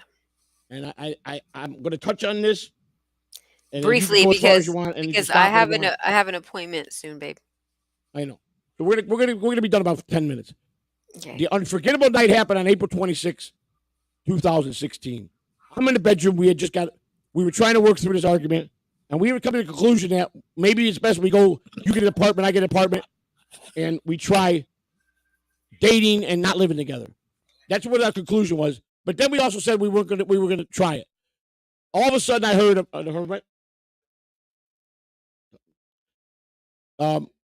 I'm in the bedroom and I hear a very unnormal scream, and I knew something was wrong. And when I came running out of the bedroom, I came out with a baseball bat, and I just see you on the bathroom floor, just out of the shower, repeatedly being stabbed. And blood was all over the place, and you were fucking stabbed bad. So I grabbed the person and grabbed her arm, and they turned around and started stabbing me and chasing me, which was enough for you to get out of the bathroom floor, but you collapsed in the living room. I begged you, get the fuck out of here. I'll take care of this. If I die, I love you. Just know I love you, but I'm doing this for you. So I kept jumping in front of the knife and trying to protect you. You were already stabbed like 9 times at this point. Right. And then after I went to the ground after being stabbed and I just fell, and I'm trying to keep the blood from pouring out of me, she went over to the couch and started stabbing you some more. Yes. I got the energy. I don't know where I got it. I picked myself up and I got her away. You ran out of the house and got cross street to the neighbors, and you collapsed at the door. And the neighbor didn't even want to open the door. They threw you the phone. You couldn't even talk at this point. You couldn't dial. And your poor brother, Kevin, didn't even know how to dial 911. Right. Because of his disability. So now you're bleeding out, and finally you get to utter the words with the blood coming out of your mouth. You're dying, and you show him on the phone 911. Yeah. And all hell broke loose. I mean, every fucking imaginable cop was there, fire department. And then I finally was done. I watched my daughter go ahead and stab herself, and I grabbed a knife and I threw the knife away. I didn't want them to find the weapon. And I crawled myself in the bedroom. And I remember I did something stupid that night. So you trust me, I took my phone and I put it, wrapped it in a box and taped the box so I wouldn't have the phone, so you could trust me that I wasn't going to sneak off and call people. Now I couldn't fucking open the box because I'm bleeding, so I'm biting the fucking tape with my teeth. And I'm dying. I'm about ready to check out at this point. I get the phone, and it was one of the old flip phones, and I wanted to call my son to tell him goodbye and tell him what happened. And he goes, Dad, what are you talking about? Are you crazy? I said, listen to me. I don't think I'm going to make it. I'm about ready, man. I'm done. I don't know if Christina's dead, but your sister went fucking crazy on all of us and just cut us up bad. And I think Christina's outside dead. And I'm about fading. And I just want to tell you, I love you. Do me a favor. Help your sister through the trial because she's probably going to get life in prison. And he said, Dad, what are you talking about? I said, and that was it. I kind of faded out. And all of a sudden, this police officer, a very big police officer, came blazing and kicked my bedroom door in with his .45 drawn at me. And I said, I'm the victim. And he saw how bad I was bled out and I was about gone. He took his own police shirt, ripped it up, blood pouring. I don't know if I got any AIDS, don't know if I got any diseases, ties me off. And I come back and I kept yelling, where's my girlfriend? You're already airlifted. They took you right away. You were the first one to win. They landed the chopper on the street. Me, I went in the ambulance to the hospital 2 miles down where my chopper was waiting. And I was a fucking ornery prick. They wanted to throw me out of the chopper because I kept demanding to know about what happened to you and if you were alive. And they go, that's not going to do you no good. You're going to go in the shock. I ain't going in fucking shock. And I argued. So I get in the hospital. They want to arrest me. I tore up the whole emergency room. I wrecked the emergency room. And finally a nurse told me that you were in critical condition. You were in a massive surgery, but you were still alive. Right. So that happens. And that's all I'm going to touch on that. I finally get them. You make it through surgery. You're critical. They don't know if you're gonna make it through the night. I'm not critical. I'm stable, but I'm pretty fucked up. And I want to go upstairs and see you, and they wouldn't let me. And that was it. I fucking told them, you better get somebody to fucking. And they go, we don't cater to you. You're not a special person. I said, I'm a fucking tight. I told the head nurse, you don't get someone to wheel me out there, I'm gonna take myself out there myself. And they finally got. I mean, I was such a prick to everybody. I just wanted to see her. That's all. I just had to see her. And they wheeled me up, and she heard my voice, and she opened her eyes, she had all these tubes, and that was it. I hugged her. She thought I was dead. She didn't know. And I immediately moved us. Me and her disappeared. We were both fucked up, and we couldn't walk. She was messed up. I had to rewrap her up every day, and I couldn't walk. We took baby. We started taking. We went to a little small town to a hotel hidden, and we lived in that hotel, me and you, until we got strong. And I remember every night we took little walks. Every night our goal was to make it to the corner gas station, across the street to the restaurant, and back to the hotel within a month. And me and you struggled. I had to carry you, hold you up, and you weren't getting strong at all. You actually got infected and almost died again. Right. And I got strong a little bit, and then that's when you said, I want to marry you. You said, I want to get married now. And I was like, I want to marry you too, but we were too sick, and I didn't want to have a memory of us being all patched up, or you would have Walker and me. I just didn't imagine that would be a good wedding, and you didn't care. And we went and we moved next door to the hotel. We got a place for $700 a month, everything included. And we started our life. And then our wedding day came, and all of a sudden, that one day, God shined down, and made you healthy for that one day. You were more radiant, beautiful as bride I've ever seen. I married you. Someone gave us a gift to go to Orlando, and we went to start our weekend honeymoon. And 8 hours into that, you got sick again, and I had to come back and rush you to the hospital, where you stayed a long time, and you went through all kind of problems. Went on for a couple of years. We're married. I'm happy, and we began our life. But everybody hated me and you being together. Right. And we fought. We've been through hell. So now, real quick, we're making it. We're proving everybody that nobody can stop me and you. Nobody. We weren't letting nobody come between you and I. We were so determined that no one's going to break. And we made it. We beat everybody. We stopped them in every corner. Knowing that we weren't the same people, the same strong people we both were, but we couldn't let nobody know we had weaknesses, because then people start taking advantage of you. So we're both not 100% at all. She definitely wasn't. And we had to keep this image that we're the Bonnie and Clyde still, and nobody fucks with us. And we got hit with the hurricane. And you filed a legal claim, because we talked about it. Yeah, I did. You filed. Your intentions were not to fucking. Correct. They were not money. to. No. We had damage, but there was a couple things that you twisted that weren't true. Correct. But the inspector came out and passed everything. Yes, she did. But then somehow they sent another inspector, and things got twisted. And the whole time they kept you dangling because you kept calling in to find out, and they were recording everything because they got suspicious that you were possibly putting false documents in. Correct. And I came to you and I said, Christina, they ain't worth it. Don't fuck with the government. I want no part of this. And you said, don't worry about it. I can handle this. I'm not involved in your name ain't on nothing.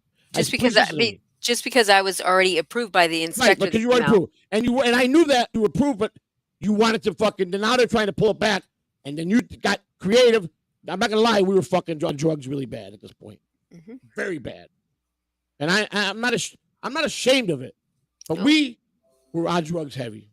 Yes, I was up 7 days at a time. I never. The only way I did meth, I smoked it, and that's how I did it. And she was mostly into opiates. That was her thing. And she made some mistakes, and they fucking baited her. The fucking government. They kept it going. 3-year investigation, and then one day I got a knock at the door, and I know it was the police, and I told a lie.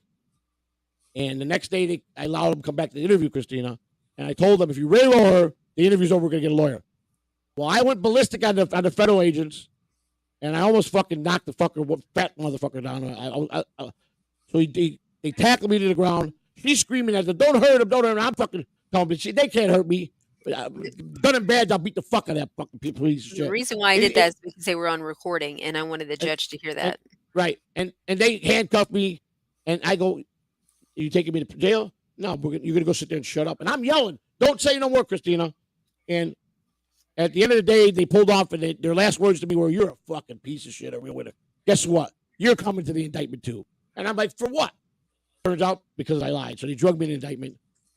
And we both go, we start calling lawyers. Federal lawyers for the case wanted a $100,000 retainer for me and her. $100,000.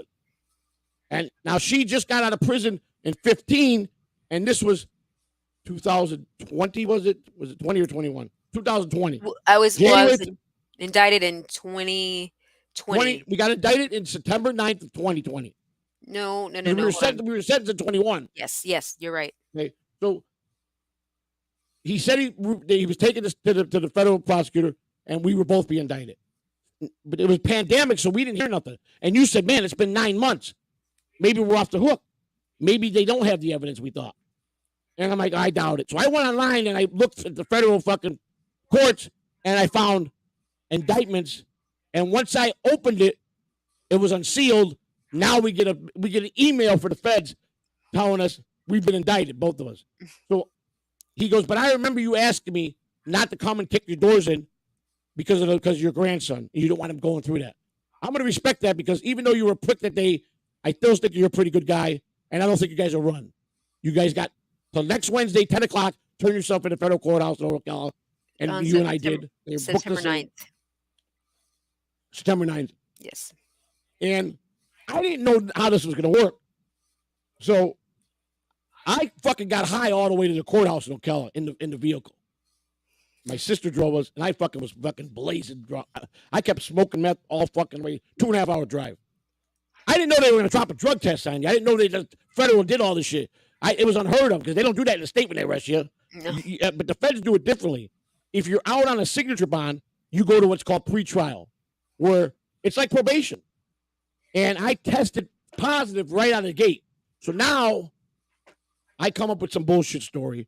I challenge it, and they don't buy it. And they send it to 3 different labs, and it comes back exactly the amount I had in there. So, bam, just come clean. You were high. So I come clean. Now I'm labeled as a drug addict. So now I'm put on restricted drug use. I had to take 3 drug tests a week.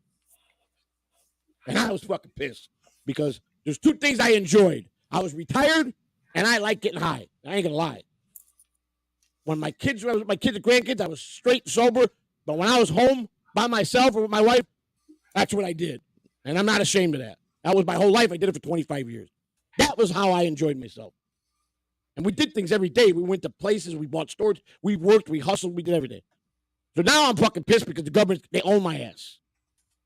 So I violated again and again and again. I failed. I don't know how many drug tests I failed. So finally, the fucking federal guy goes to Christine and I got to go turn myself in and go to a hearing for the judge. They jerk me, and she's on her own. So what happened next, Christina? I'm put in the county jail waiting to be sentenced. And Right.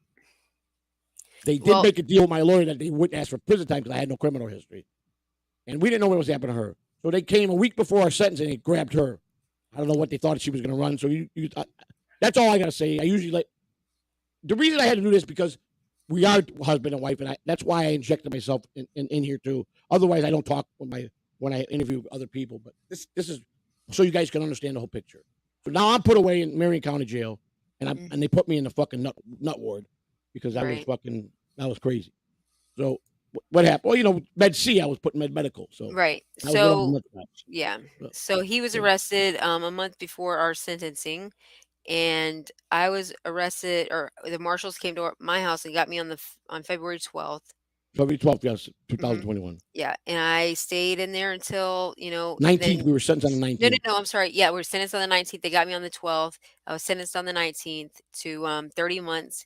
And my attorney got up there and told them that he gave me bad advice because I should it was in the documents because Carlos Danger read it and told me about it yesterday. Never should I have been charged with obstruction of justice because I did not in no way obstruct their investigation, number 1. Right. Number 2, my attorney would not let me take a plea agreement. He said he don't take plea deals. Okay. So I had to basically, take what was going to be given to me. So in the federal system, it's a level and a category. It's not points. So like when I went in, I was a level, a category 6 for criminal history, level 13 for my charge, which level 13, if you really look at it, is not that really bad. It's not. Level 13 is not bad. The only thing that was bad was my category 6. Right. So they determined that. So my attorney got up there. He said, I gave Ms. Catalano bad advice. If she wants to appeal it or whatever, she can. I have all the appeal records. If anybody wants to see them, I'd be more than happy to show you all of them. So basically, in federal prison, I'm just going to try to make this short and sweet, but in federal prison, it's a lot different than state prison. The food does suck in feds. Where I was in Tallahassee, and it sucked. I seen a girl almost get her nose bit, slap the fuck off her face. I've seen girls just go in the bathroom and have sex. It's disgusting. There's like not 60 women to a dorm. There's 80 women to a dorm. So then finally I want to address the chat because Mike, this guy, this is what I'm talking about.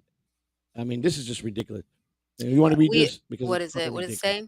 Joey ratted out his dealer 100% got charges lesser and a good boy sticker. Now, no, first of all, let me tell you something. Case had nothing to do with anybody I knew, and I don't rat. So Joey I'm not ratted gonna, I'm not out gonna, I'm not dealer. gonna ruin Well, my I show think is for what he's you. saying. No, is what he's saying is I was your dealer, so he ratted me. No, fuck Now, no. see, that was in the beginning before we got married. Right. Okay, I mean, you guys pay attention, or you fucking just want to make up shit. It's Okay, fine. Let him just stop looking at it real quick, and then but we'll address it. we the 19th they bring me down to go to court, and Correct. they tell me that your wife's coming, and he put me at the end of the line, and I'm watching you walk, and here comes my wife, and we seen each other for the first time in like 50 something days. Remember? Because I went away. I left for 40. I left in January, right after the New Year's, and went in for 45 days. You got arrested at 12, put in Marion County. Well, you went to Clearwater first, and then you came to Marion. And then that court date, he let you and I sit close to each other in the van because Right. we knew it was going to be the last time I talked to her. And they did us a solid, the marshals. They were really nice. So I got to talk with her for about a 10-minute ride to the courthouse and tell her I love her, and she told me love. Now she's went before me. And go ahead. Now you take it from there. Yeah. So, in federal court, you're not sentenced with your, whoever else is Mm, on your case. You're sentenced alone. So, I was sentenced to 30 months.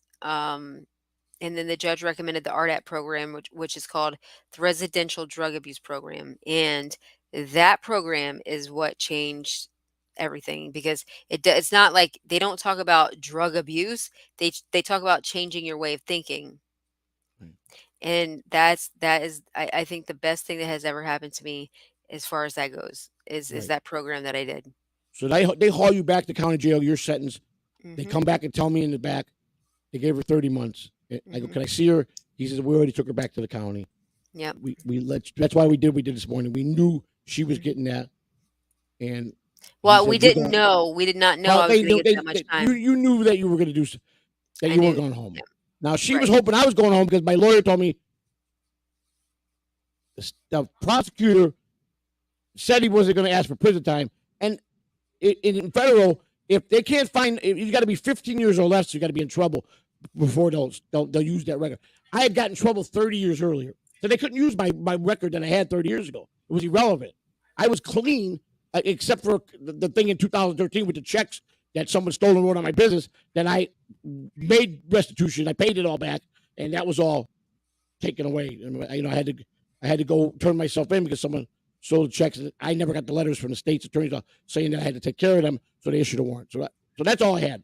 So my lawyer stands up and he says, "Now I know she's gone, and I'm crying, and I'm reading my statement to the judge, and my apology letter, and making it accountable, apologizing to FEMA, apologizing to everybody, the family that I took that was the money was taken from that could have helped them, and I'm being very sincere."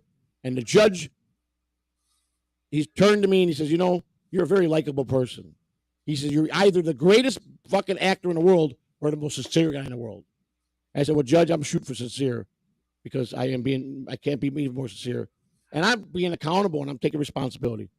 And he goes, it's your lucky day because 96% people in the federal system go to prison and come out and go on probation, come out most of the time with some type of thing. If, what could be probation, or if you do all your time, then you don't get it. Like she had to do a program. That's how she came home. She did 18 months and did a program. And she'll tell you that. So I get before the judge. He goes, "It's your lucky day. I'm giving you 5 years probation." And I went, ugh, because I scored out for 90 days in federal prison and I was done. And I at this point I already lost her. I might as well go do the 90 days. They give me 5 years probation, which did not sit well with me at all. Now she don't know I'm home. She don't know I had any sentence. The next day we had to set up. She would call home, and if I answered the phone, she knew I was home. And I answered the phone, and she's like, "You made it. You're home. At least one of us are home." That's not And how then it she happened. waited for, huh? That's not how it happened. Yeah. You No, called me sir. next day, and you You said, because the sergeant came and told me that you guys called up there because you hadn't heard from me because I "Right, had that's correct. called. That's correct. That's right. You're right. Yeah, you're right."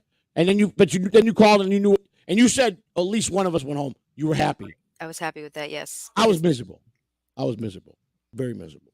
So of I course. went back heavy into drugs. Day and night, I was lonely. Lonely. I missed her. I didn't leave my bedroom except when I had to go for drug tests. And they put me on because I was already listed as a heavy drug user. Every single day I had to go test for drugs. Mhm. Now I'm doing drugs every fucking day. And there's no way of beating a drug test unless you're clean at least 48 hours. Mhm. So I'm making excuses. I'm trying to I'm trying to hook something up to down there where I could fake pee, and I don't have the balls. I just couldn't do it. Couldn't pull it off. I just was too nervous. So I wind up when I took the test, call my police. I go, hey man, I just wanted to let you know it's going to be a dirty test. He goes, you know what? Thank you for your honesty. 5, 6 went by, and he said, we're getting serious here. I like you because you follow all the other rules. You got a serious drug problem you've had for 30 years. And I know it's a disease.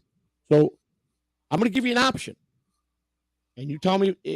So I thought about it, and I had to go see him on a Friday, and I was fucked up. So the brain idea that I am, I got on the phone with the drug hotline, the drug abuse line, and I three-wayed my probation officer that I was checking myself in, hoping that it would throw him off from sending me to back in the jail. And it worked. He fell for it, so I was being sincere to them. He came and did an intervention and goes, okay, you got 2 days to report to the rehab. And the judge accepted it, and the judge, I signed papers, and I went into rehab for 90 days.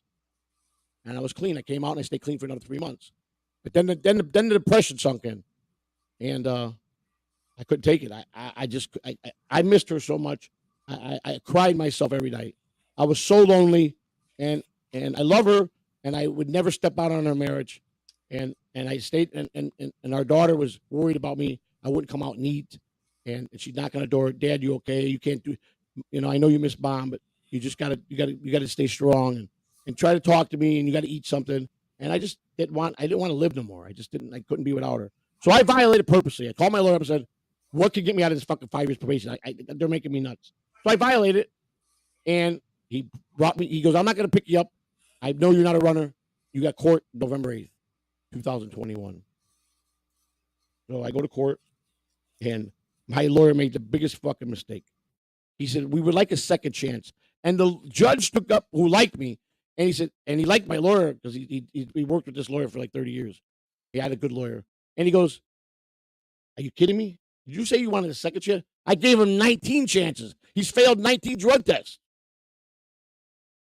So they say, no way he's going to prison. A month later, I go back, and they only could set me to 270 days. That was the max they give me. I won. I beat the system. That was what I was good at. I laughed so hard, and he gave me all 270, but I already had in 5 months in between county time. And I had another month waiting to get shipped. So I got to prison. I did 88 days in prison. And I went to a camp, and I was actually a king in the camp. I had a cell phone. I had all kind of contraband, illegal. I had whatever I wanted at my home. It was different for me because I was pretty well known. Joey, I'm going to step off for 1 moment. Yeah.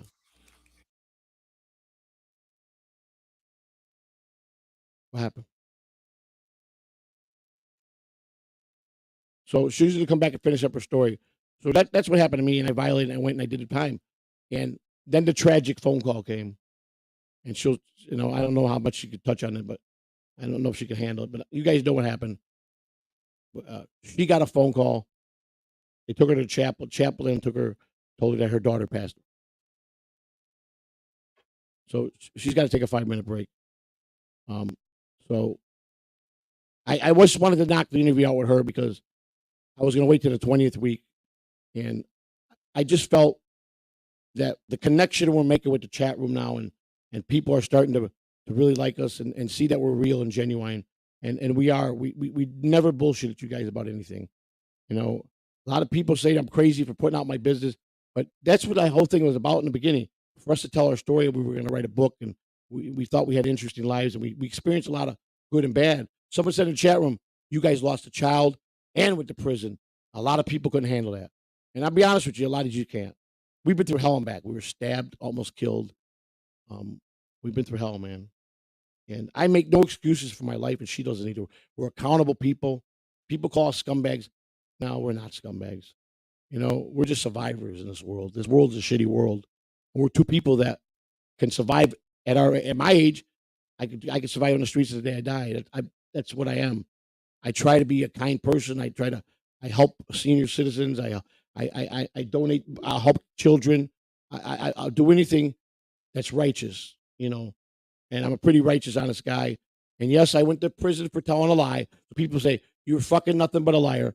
Well, I lied for a good reason. So that don't make me a liar. That makes me a stand-up guy. That I love this woman enough that everybody, why did you just leave her? Fuck that. Why would I leave somebody I love?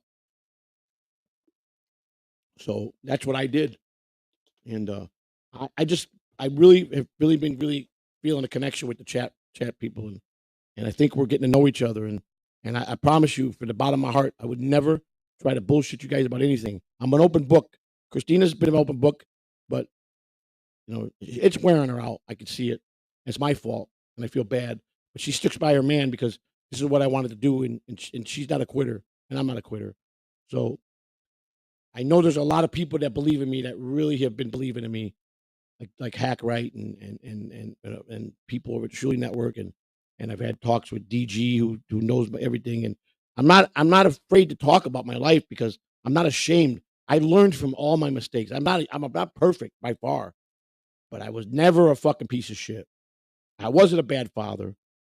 I was a bad husband in my other marriages. I was that. I was a bad husband. Not bad where I was abusive. I just had a lot of problems with this 25-year marriage was bad, and I stepped out a lot on my marriage. I stepped out a lot. I traveled. I was with baseball, so I was on the road all the time. So I wasn't not nice in that way, and I even told her I was sorry, and I'm sorry I did those things to her, but she wasn't so nice to me either. So that marriage ended, and I finally found true love with Christina. And when I tell you guys, I changed my whole life. Like wanting to go to strip clubs, wanting to go to clubs. It just went away naturally. God took it away from me. Took it away from me. Wanting drugs took it away from me. Christina went in the RDAP program, and she was the best person in that program. She even became a mentor to other female prisoners. And they said that she's smart as a whip, and she successfully completed that. And she's been clean a little bit longer than me. She's been clean since February 12th, 2021. Which is how many? It's 2.5 years. And I went to rehab and violated. So I've been clean since November 8th, 2021. So she's got a few months on me. And even though people think if they throw drugs at me, listen, I'm a high strung guy. I care about this thing I started. I care about my channel. I care about you guys.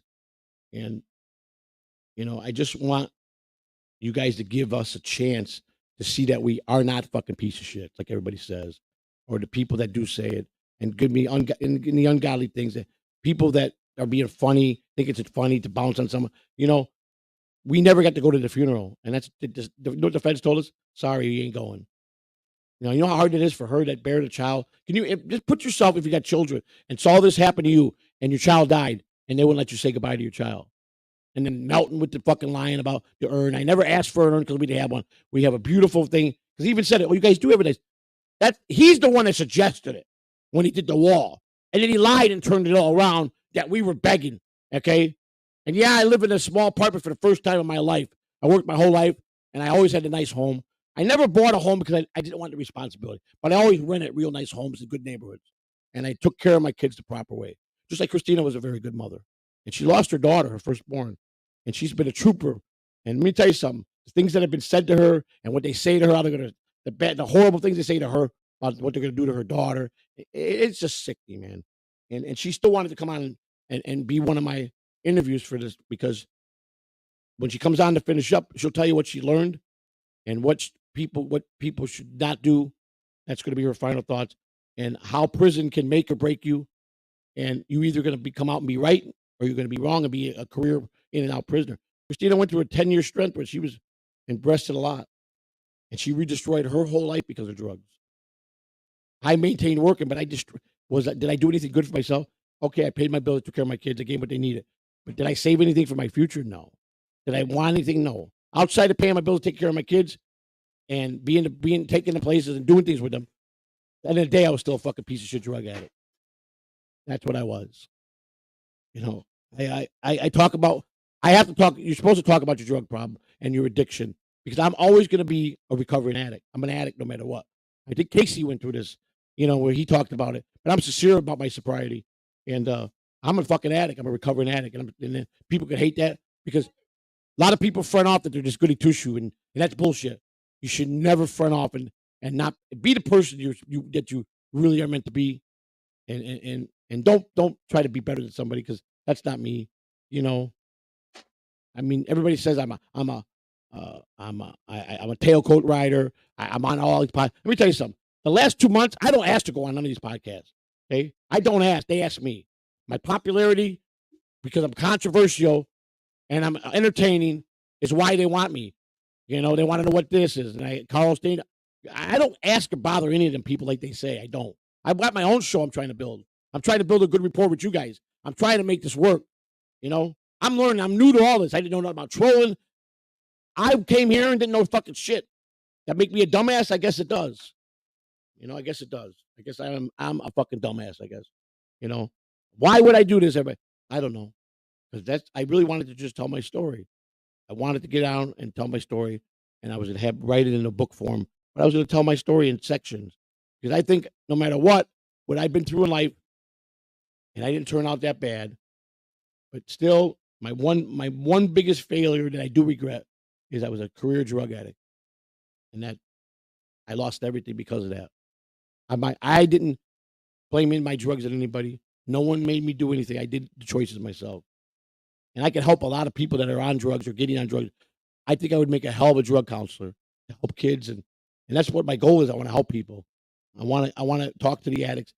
There's nothing I didn't experience in that world that I could help. The best counselors are people that experience drugs, and I want to help people. I want to help people get off. I want to save a life. That's the most important thing to me. I want my senior years to be a righteous, even more righteous man. And I lived pretty righteous. I had, like I said, I policed myself with certain rules that I wouldn't break. There's bonds I wouldn't break at no cost because I had class. Even though I dabbled in a lot of criminal things, but I didn't hurt people that didn't deserve to get hurt. I didn't I didn't go rambling and hurt children. I didn't hurt senior citizens. I helped the community. I took care of the community. I fed homeless people out of my pocket. I've done a lot of good. Okay, I did what I had to do to survive to take care of my family, and I got never will apologize for that. So I don't know where we're going to all wind up. I'm hoping it's going to be in a positive, structural way that we're all going to become. We're going to become. You guys are going to be good chatters, and I'm going to be a good podcaster for you, and I'm going to keep it real with you guys. And all I ask is a chance. You know, I can't stop the trolling. I can't make everybody like me, and I understand that. But all I ask is, I'll respect you if you respect me. If you don't respect me, you're not going to get my respect. And you guys know where I go when I go tenfold. I'm a pretty angry guy. It don't do me any good to do that because it's just making me sicker and sicker. I'm not a young man anymore. But I'll fight till I die for my cause I believe in. I will. And that's kind of stupid of me to want to fight someone a lot younger and stronger than me because of my pride. That's just how I'm built. You know, that's just how I'm built. I don't back down from nobody. And at one point in my life, I wasn't just talking. I could walk the walk and talk the talk. Do you understand? I mean that. I'm not being arrogant there. I just wasn't a guy you fucked with, and that's just how I commanded respect. You know, and all that put aside is where did it get me? It didn't get me nowhere. Okay, but it taught me a lot of life lessons how to be a decent human being. And I don't like myself being disrespectful or calling someone a bad name. But when they're disrespectful to me and they're been doing the shit that they're doing because of information that I'm telling about my story, that's fucked up. So I'm gonna be very, I'm a type A personality. I'm very explosive, and I'm doing it to myself. I'm killing. Stress is the worst fucking thing. You know how many people die a year in stress alone?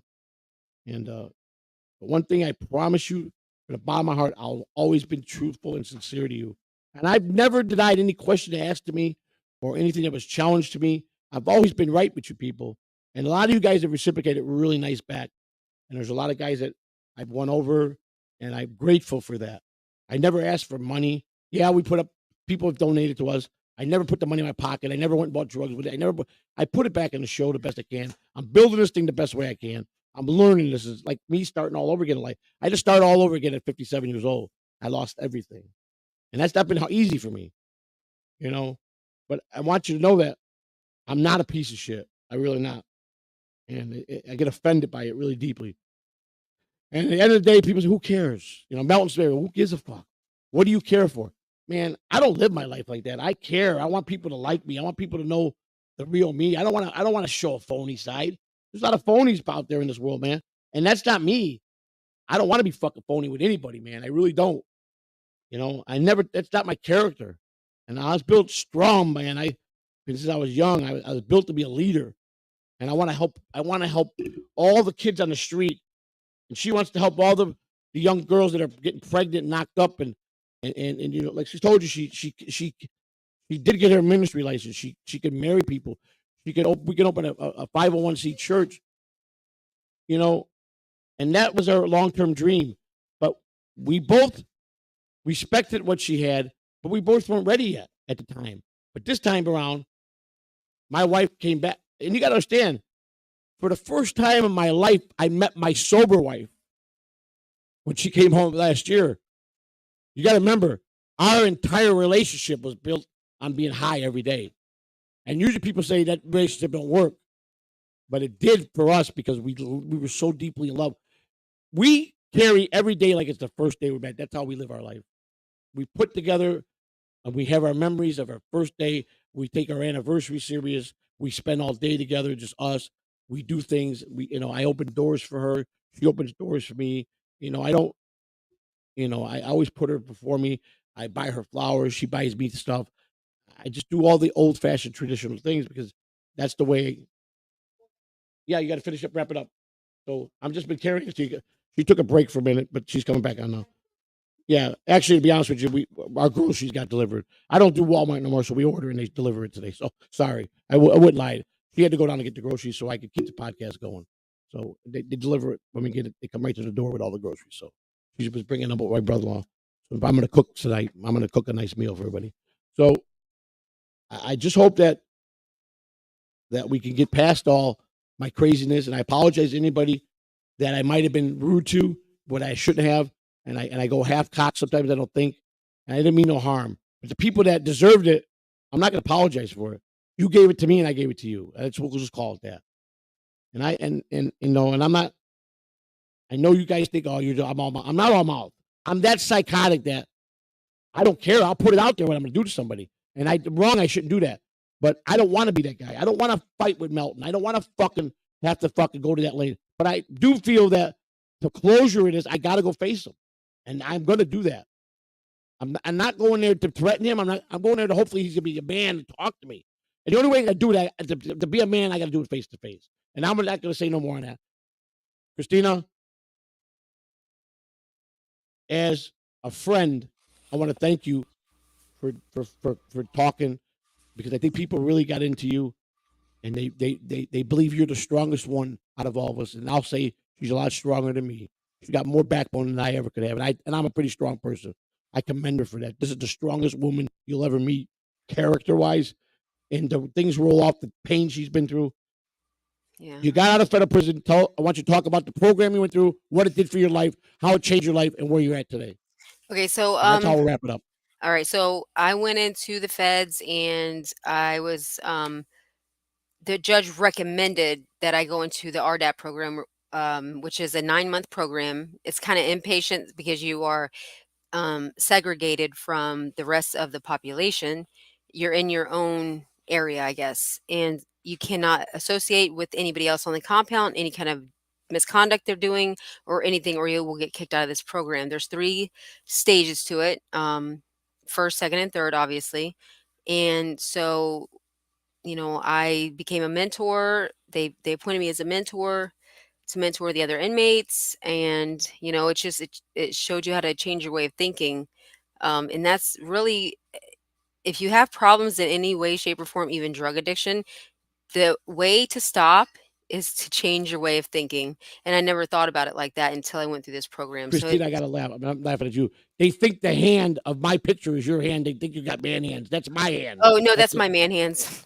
Sorry, guys. She's got very pretty hands, very pretty feet. That's my hand you're seeing, because that's the So, background of me. I got big hands. yeah, Sorry, they were saying that. Wow, you got manly hands, and I'm maybe like, I should have no, made it larger or something. I don't know. yeah, that's me. That's me.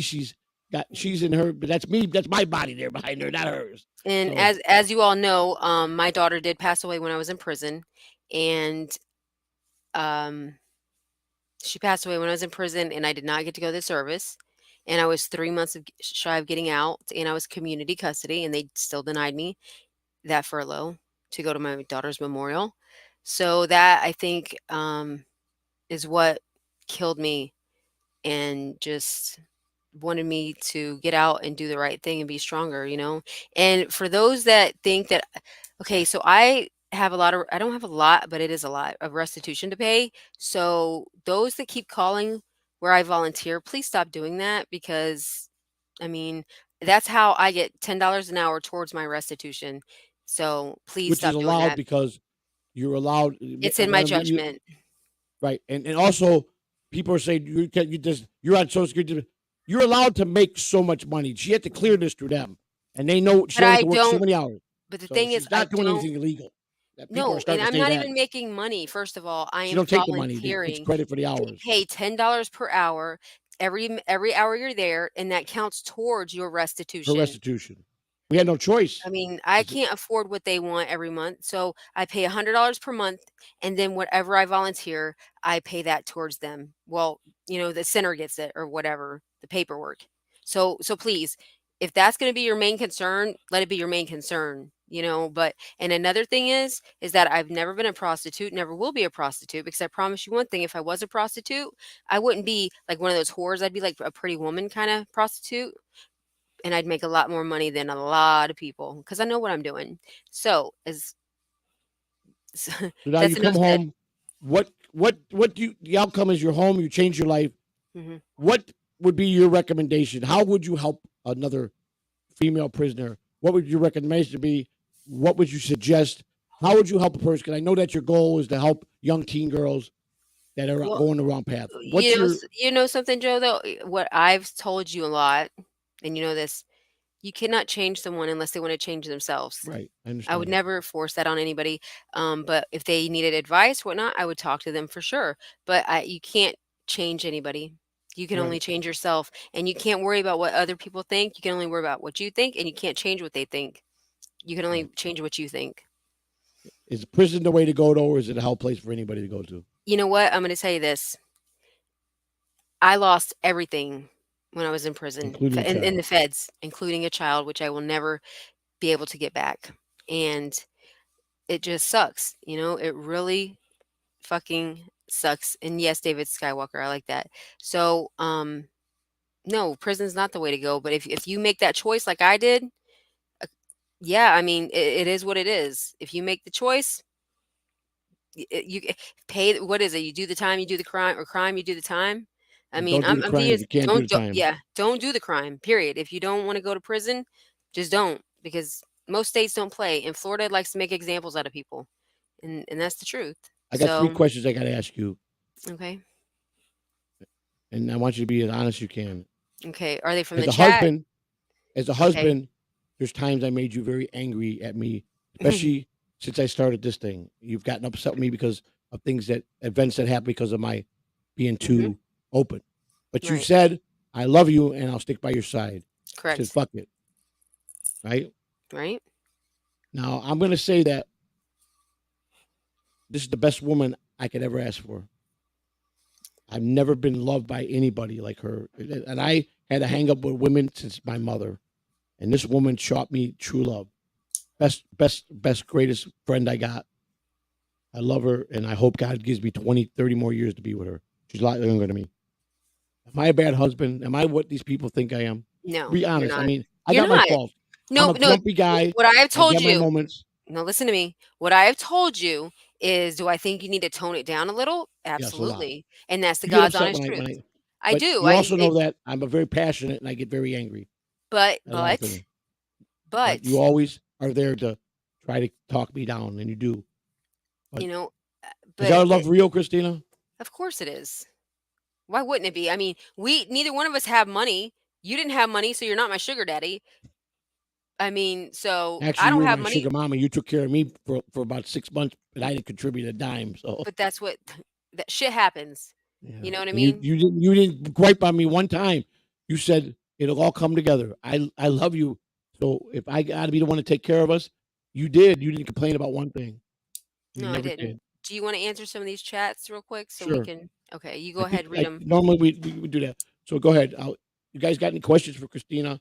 Um, I mean, or me? I mean, I'd rather you guys focus with her, ask her anything. I mean, she'll tell you if she's going to answer it. I'm pretty sure she's built a real good rapport. How I just poured about how she really cares for you guys. And the abuser has been talking. I'm an abuser, and I'm an abuser. Oh boy. Okay. I wasn't talking over it. It was warranted that I talk in this one because it was the backbone to the whole story. Okay, I'm her those don't husband. even Yes. read. Don't even read. Don't even read them. If anybody asks questions, then but if they wanna be smart asses, just don't read it. I mean, I seen one Okay. earlier. We're gonna address this right away, Tommy. Okay. My daughter Heather was arrested at the hospital after they deemed her cleared her medical. She was arrested for attempted murder to Christina and armed and aggravated assault with an armed weapon to me because I was her biological father. I immediately went to the state and told them I wasn't pressing charges. I wasn't going to be a witness against my daughter. There's nothing they could do to get me on the stand to testify against my daughter. On the other hand, I went to Christina. She was just my girlfriend, fiance, and I said, "Listen, I'm not sitting here telling you what to do. I will never leave you. If you feel my daughter needs to go to prison, that's not going to change the way I feel about you. I still want to marry you." I was very open. I never strong armed her. I never fucking told her. Christina fought hard to get her bond reduced. She went to court and got her bond reduced while she was fucking with tubes out of her in her fucking pajamas and fought hard for Heather because she loved her. And they thought we were nuts. She got the thing with the injunction where we were supposed to have contact, and she didn't do that because of me. She did because she loved Heather. Okay, and they reduced the bond, and my brother had a big influence because he had a bondsman that was willing to do it for the money that was raised. And my daughter wasn't going to run nowhere. She was going to take responsibility. So then the state came to us and said, "You guys are very unique people. This is a very unique case, Mr. Catalano. I'm sorry, I know it's your daughter, but you really got no influence on what's going to happen to your daughter because you didn't die. This woman did die, and she's sitting here before me, begging me not to put your daughter in. So I got a lot to talk to her about because I'm very interested in why she don't. And she sat there and told them, I don't want her to walk away like she'd get away with something, but I don't want to go to prison because prison's hell, and I've been there. And they said, Mrs. Catalano, we're going to grant you that. And yes, Heather had a $15,000 bond because my brother got it. We had a bondsman that was his good friend, and that's all they could raise. And she went to bat and got Heather 10 years probation. That's the deal she made. He goes, well, Christina wanted like 5 years probation, community service, mental health. And they go, well, we're not going to give her we're going to give her 10 years. If she crosses the line, she's going to go to prison. And that's all her. I had nothing to do with it. I had no say in it. Okay? And Heather is a very wonderful person. She had a lot of mental issues. She never heard or spoke. She's been deaf her whole life, and she's always felt the world was against her. So, in that respect, she's one of the most remorseful people. She cries about it every time she talks to us. She thinks we really don't love her and that we didn't forgive her. And we tell her every time, we forgive you, we love you. And that she's worried about she's going to lose us. And I told her that'll never happen. Now, she'll never live with us again. That's my decision. Because I'm a firm believer, if someone could do something once, they could do it a second time easier. And that's just me knowing that how tempered she is when she gets angry. And that's just to protect that. All right. Well, let's get okay. All right. So I'm going to move on here. So Kenneth says, this gentleman said we didn't do a lot of time. You know what? For what I got, if you look at the records for what I was sold, she did a lot of time for. I did a lot of time for what I took. Absolutely, I did. Less than 20,000. People were getting less. We're getting more. We're getting less years for stealing millions of dollars. The judge couldn't even believe we were indicted for the amount. Yeah, and then here, let's answer this one. Plot twist. No, that's absolutely wrong. Why don't you read the papers? What did he say? It just says plot twist. Joy and Christina attacked the daughter, and she was defending herself. That's whatever, man. Listen to me.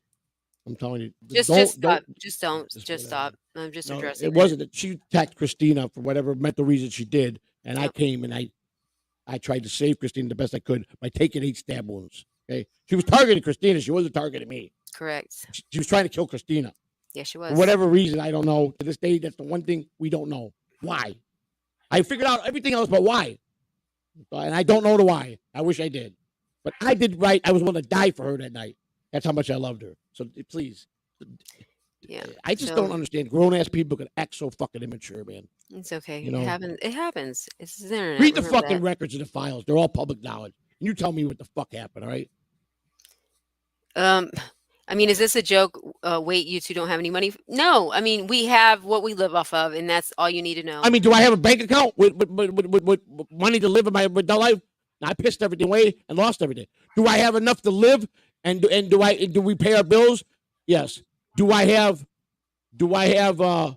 some investments that I had when I was younger? I got a couple things that I'm going to get ready to cash in that'll be okay for us. You know, that I'm not going to get in that. That's my business. I was a little smart with money, even though I was a drug addict. I made a couple of small investments that are going to finally pay off. Finally, and it'll be enough for us to live comfortable. So, and I don't know when that's going to happen, but yes, but we live. We both pay our bills. We both everything's paid every time. We never miss a payment, and what we have left over, we have left over, and that's what we live on to, you know, to gas for the car, go to doctor's appointment, go here, go to counseling, go to church, whatever, you know, stuff like that. But no, I don't have. I don't have the money I should have if I was to retire from a job for 30 years and have a pension. I didn't or saved. I didn't save. I didn't save. I wasn't. I blew money like it was water. That's my second big. I had Let two me ask. mistakes in my life. Let me ask you something, Mickey. How much of you made taxpayers pay for you? I bet you. I bet you, since you don't have your face up there, probably not even your real name. First of all, I don't got nothing in savings, buddy. I got a few investments that, when they come in, I'll go pay the whole thing off. I'm not Easily responsible millions. for paying. It's all on her responsibility. But you know She's what? my wife, so I'll pay Here's half the of it. deal, though. Here's the deal. How much of Idiot. you two cost taxpayers over your lives, or easily in the millions? Let me tell you something. First of all, oh my God, this is fucking Let me tell you, I hilarious. paid my taxes every Me year too. that I worked. I filed a proper tax return. I paid whatever I paid. Hmm. Never missed a tax return. I Neither have followed the I. laws to the letter. But they want to know So, about the jails and shit. But let me tell you how the jails what and do you want shit to are know about ran. jails? No. Why do they want to That's know? what this fucking comment's about. So Which one is it? the one on the board.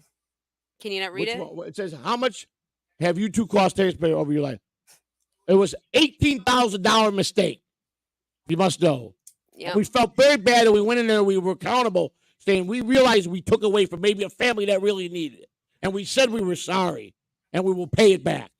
No, George, I do not only volunteer 10 hours a month. I don't. And the person calling me, they know that, but the next time they call down there to harass me, they got something in store for them because the person that runs the I place mean, you guys is got to be a aware. little bit more intelligent than this, or I'm going to go, or they're going to be, all my rest of my shows are going to be taped and put up on the internet. This is a very serious thing to me, this podcast. The other shit is different. That's Dabbleverse. This is not Dabbleverse. Okay? This is a very serious thing that I'll be talking to people that experience really life shit and went to prison for 20, 30 years. Well, I I'm mean, gonna get off Jesus here. Christ. So it was nice talking to everybody. Hope I you want to enjoyed thank it. you as my friend and the experiences. I love you to death as my wife, me and my wife. I thank you for the courage to come on. And there's only one thing I I want know to that say. I brought you to this, and again, I say I'm sorry, but you told me that as long as I'm here, you're by my side. I told you just to fade out and let me do my thing here, and you Not said no. not 5% of these people, not even 5, could walk a mile in my shoes. That's right. They couldn't walk in Ever. mine either. So Not even as a matter of fact, they can't even fit them. you know how So it real doesn't even people are matter. built from the tragedies and the mishaps they cost themselves in their life. That's how real people are built, and can sit here and talk about it like a man and a woman, and know our mistakes and learn from our mistakes. You guys are all want to be jokester. Everything's a joke to you guys. Yeah, You got to and make do with that life. and probably 95% of them is felons too, so it's fine. I don't care, man. I No don't one's give a going to tell me they damn. got I don't perfect. care. But see, here's the thing. I don't care because I'm not scared to admit what I do. We're both Facts. accountable, always And for everything. not only that, but I will say I wasn't a prostitute. But if you want to keep saying I was a prostitute, that's great because you know what? I'll just play along with it, and Yeah. y'all could wish y'all had I'm me. sorry that they got to be ignorant. I It's figured okay. I knew once. I told you I wanted the interview because I wanted your story to be told because this is a prison podcast, and I'm sorry that people are fucking ignorant, Thank you, and that's Buck. just them. Again, I will remain to say, not one motherfucker in that chat room would come to one of our faces and talk this shit. No, They wouldn't. They don't have the balls. And I absolutely not. guarantee that. I say that with so much fucking conviction and so much fucking positivity. Not one of yous got the balls to come to my face and say what you're saying in the chat room. So I this fucking one promise you. here. I guarantee it. This one says, "You never told us these Because the stories until consequence would be fatal. Melton exposed us. Till Melton Melton didn't expose shit. exposed us. Melton's a pussy. He ran from me. Melton exposed us. Listen, you're a little late Yeah. on this because Melton's not the Melton's one that the biggest exposed us. joke on the internet, Who the gives biggest two fucking fraud fucks, bro? podcast, Like, the biggest liar. He's a fucking pussy. So I'm telling you again, hey, if you want to talk shit, come and fucking meet me and tell me to my face and tell me how bad you are. all right, calm We're down. gonna see if this old man is bad or talking shit. But Hey, listen, here's the thing, Joe. Listen, here's the funny fuck thing. this, man. She says, "New girl in the chat, right? You never told. You know what? Melton didn't expose us. God, I Once wish you would, bitch. Because I'll tell you what, I'll clean your fucking clock and come here. I ain't worried about anybody. I'm not afraid of no man, no woman, Hi, nobody. Miss Honeybee. I'm a real man. So bring your ass down here and talk that shit to me. I doubt it because you're probably fucking all talk. I don't know, but I'm getting off here. I'm Bye, not Miss all Honeybee. talk. Bye, Miss Honeybee. I love you, girl. What the fuck? You guys are fucking so fucking ignorantly stupid. I love you. Thank you for coming on. I'll handle the fucking chat from here on. I ain't worried about it. And I love you. Thank you for Because I ain't ashamed. showing me your courage Hey, and doing this. it's You my didn't have to hey. do this. Just remember, it's my game. Y'all play it, bitches. That's right. So, Exactly. I love you. have a Thank nice you one. for being on the Prison Podcast, my lovely wife. I mean, come on, man. Are you guys that fucking dementally fucking stupid that you can't take nothing serious in your life? I mean, seriously. Are you guys that fucking twisted? You don't know fucking crazy. I promise you, you don't. I guarantee you don't. There's a difference between being talk and a guy that don't give a fuck about life. Those are the guys you stay away from. I don't give a fuck. I throw myself at you and hope you can kill me. I don't give a fuck. That's a big fucking difference. That makes me a psychotic motherfucker. When it comes to that, bring it. Give me your best. Promise you. I promise you, with all my experience, I'm going to do my very best to fucking make sure that you don't get back up. And if you beat my ass, I'm a man. You beat my ass. I don't run from nobody. This whole fucking thing, and you guys, a lot of people know me. I don't just talk. I'm a fucking doer. I don't believe in talking. Okay, I don't. You guys got a lot of fuck to say all the time. And you know what? I'm an open book, and not everybody knows where I fucking live. Come on down. Come on down, the next contestant, and I'm ready. Well, yeah, I know you guys got to do the show. So anyhow, I want to thank you for tuning into the second episode. I see a lot of good people in the chat room. I want to thank you guys. I mean, this is where I lose all respect for you guys, because everything's not a joke in life. And I guarantee you, if I digged into some of your fucking backgrounds, you guys are fucking full of shit. You guys are fucking been felons. You're fucking addicts. You're fucking wife abusers. I fucking guarantee you that nobody in this chat room is the perfect saint. And the worst part is you try to front that off. That's a fake person. That's not being real. Okay? And you guys don't understand that, or you think, oh, it's getting a rise out of you. I don't give a fuck. I'm high strung anyhow. I don't give a fuck. Okay? When I want to fucking say what I got to say, I'm going to say it. You don't like it? Suck my dick. That's all I can tell you. Okay? So, thank you. And we'll have our guest next week. I'm going to have one or two people. I'm either going to have a kid that's been in and out 3 or 4 times. He's straightened his whole life out. He's been clean 5 years. He was in and out of prison 4 times. I'm going to try to get him. If not, I'm going to have this guy that did a 12-year bit, and he's all fucked up. And he was supposed to be my second guest, and he's so fucked up on the streets right now. And he went back to drugs. He's probably 1 foot out away from going back to prison. I hope to catch him before he does. I talked with him. I offered him my help, and he's institutionalized. When you do 12 years, 15 years, you come out here, you're nothing. You're nothing out here. You got no power. The world's changed. You've been gone 12, 15 years. Everything's changed. Technology's changed. And you can't adapt here.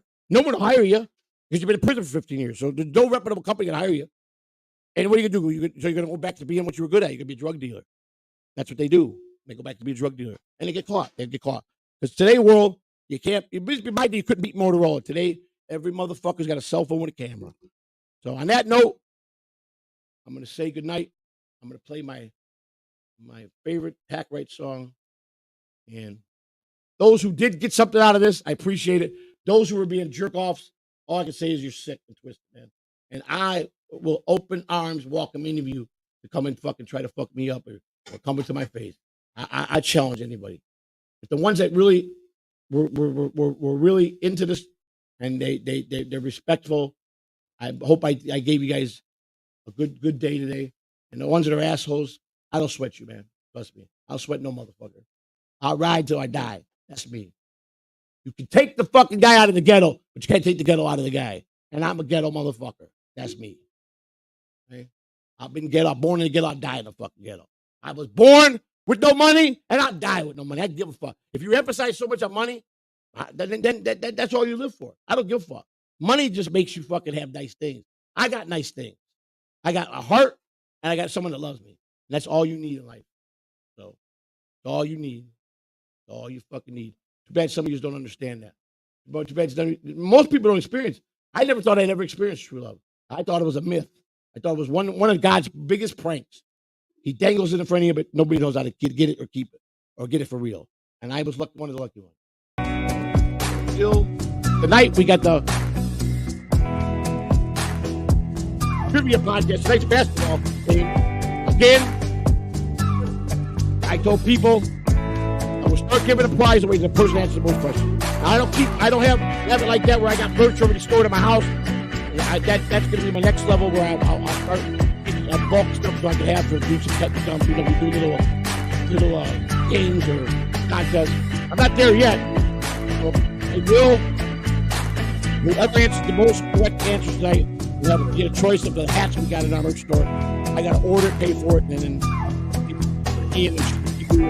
I can order it, pay for it, and then put your address in and ship it to you. The only way it can be done is it comes to me. You're going to have to tell me where to send it. Because I'm not going to go give you my credit card information so you can put, I don't know where you're going to get the gift, a hat. I got a lot of nice hat. And that's going to be the prize for tonight. I expect 100 people to be there. This is a very fun game. We did last week. We experimented. It was fun. There was no crosstalk. There was no arguing. It went off like we did baseball. They were doing that. But I expect 100 people. You know what? That's not asking a lot. You have fun. Somebody's got a chance to win a nice hat. And the prizes will get better. I want to do for you guys. Okay? I want to win out all the fucking assholes. And if I got to do that by knocking heads, then I'll knock heads. I don't give a fuck. Either way. We can talk it out. We can throw it out. Okay? When you're a fighter, you're a fighter. When you're not, you're not. And I'll be a fighter till I drop it. I'll always put what I believe in a fight. Yeah. Blood pressure low through. I stroked out. Oh well. That's my time. I lived a good life. I'm happy with what I lived. I lived a hard life that I had. It made me who I am.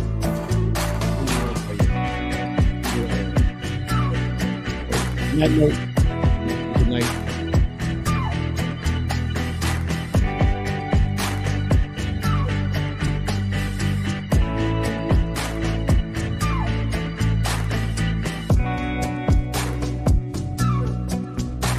But I always dressed. You guys said let me miss that up. So, good night. Thank you. Hope you got the story. What you got today was the blunt, easy. In the mirror, all that you love is bad. I love you too, bro. I always talk about it. I think you just think you got a people, I wish I had met you years ago. You're the type of guy that can't even go. I know we had our differences. I'm an old man. You're a young dude. I got a lot of knowledge. I like you a lot. You got a big future. Me.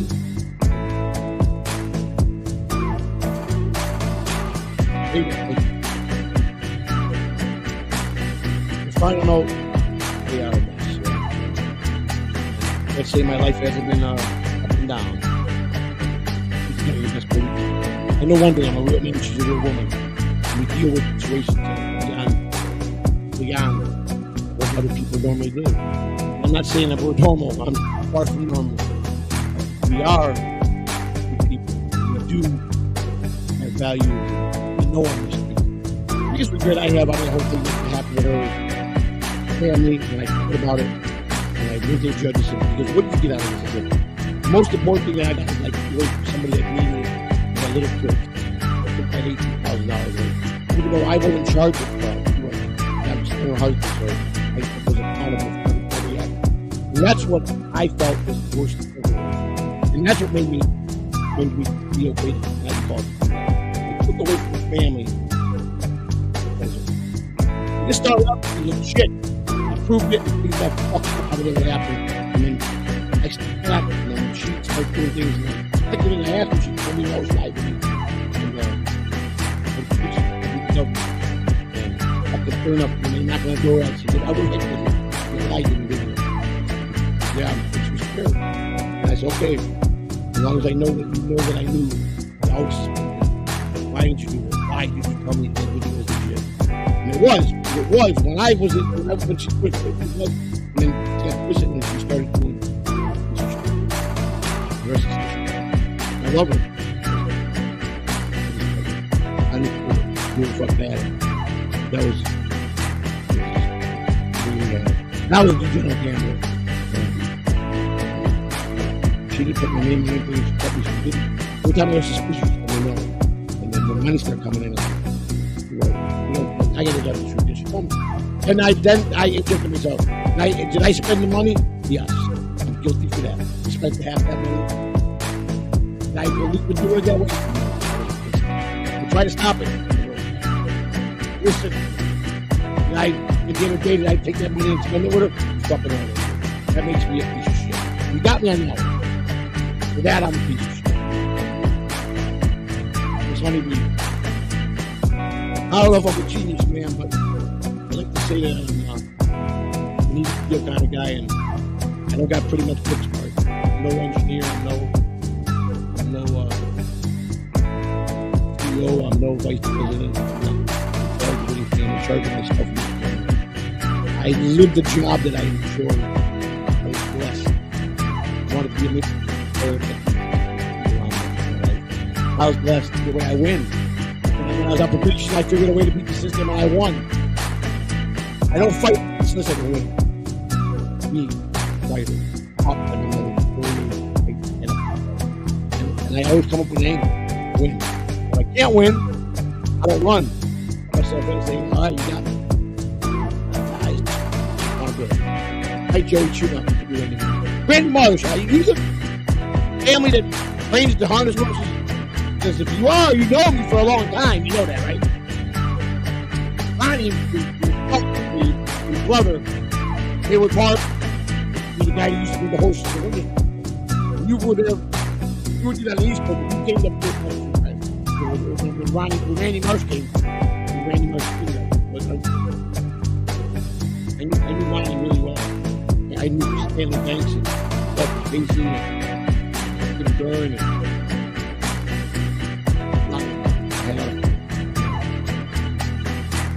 what was the cook's name in the clubhouse? I had to go down. What was his name? The other guy was right. Had the burger together. Damn, I can't remember. You had Judge Panino, Judge, you had Ish. Great friend of mine was the eighth steward that must have Jesus work he was. So I was in that business too. If you are the Randy Bush, we met many times. But no, I was asked to get it. You're wrong. You guys are. Grew up in where you always raised the horses. And then Ronnie was more father's all ball.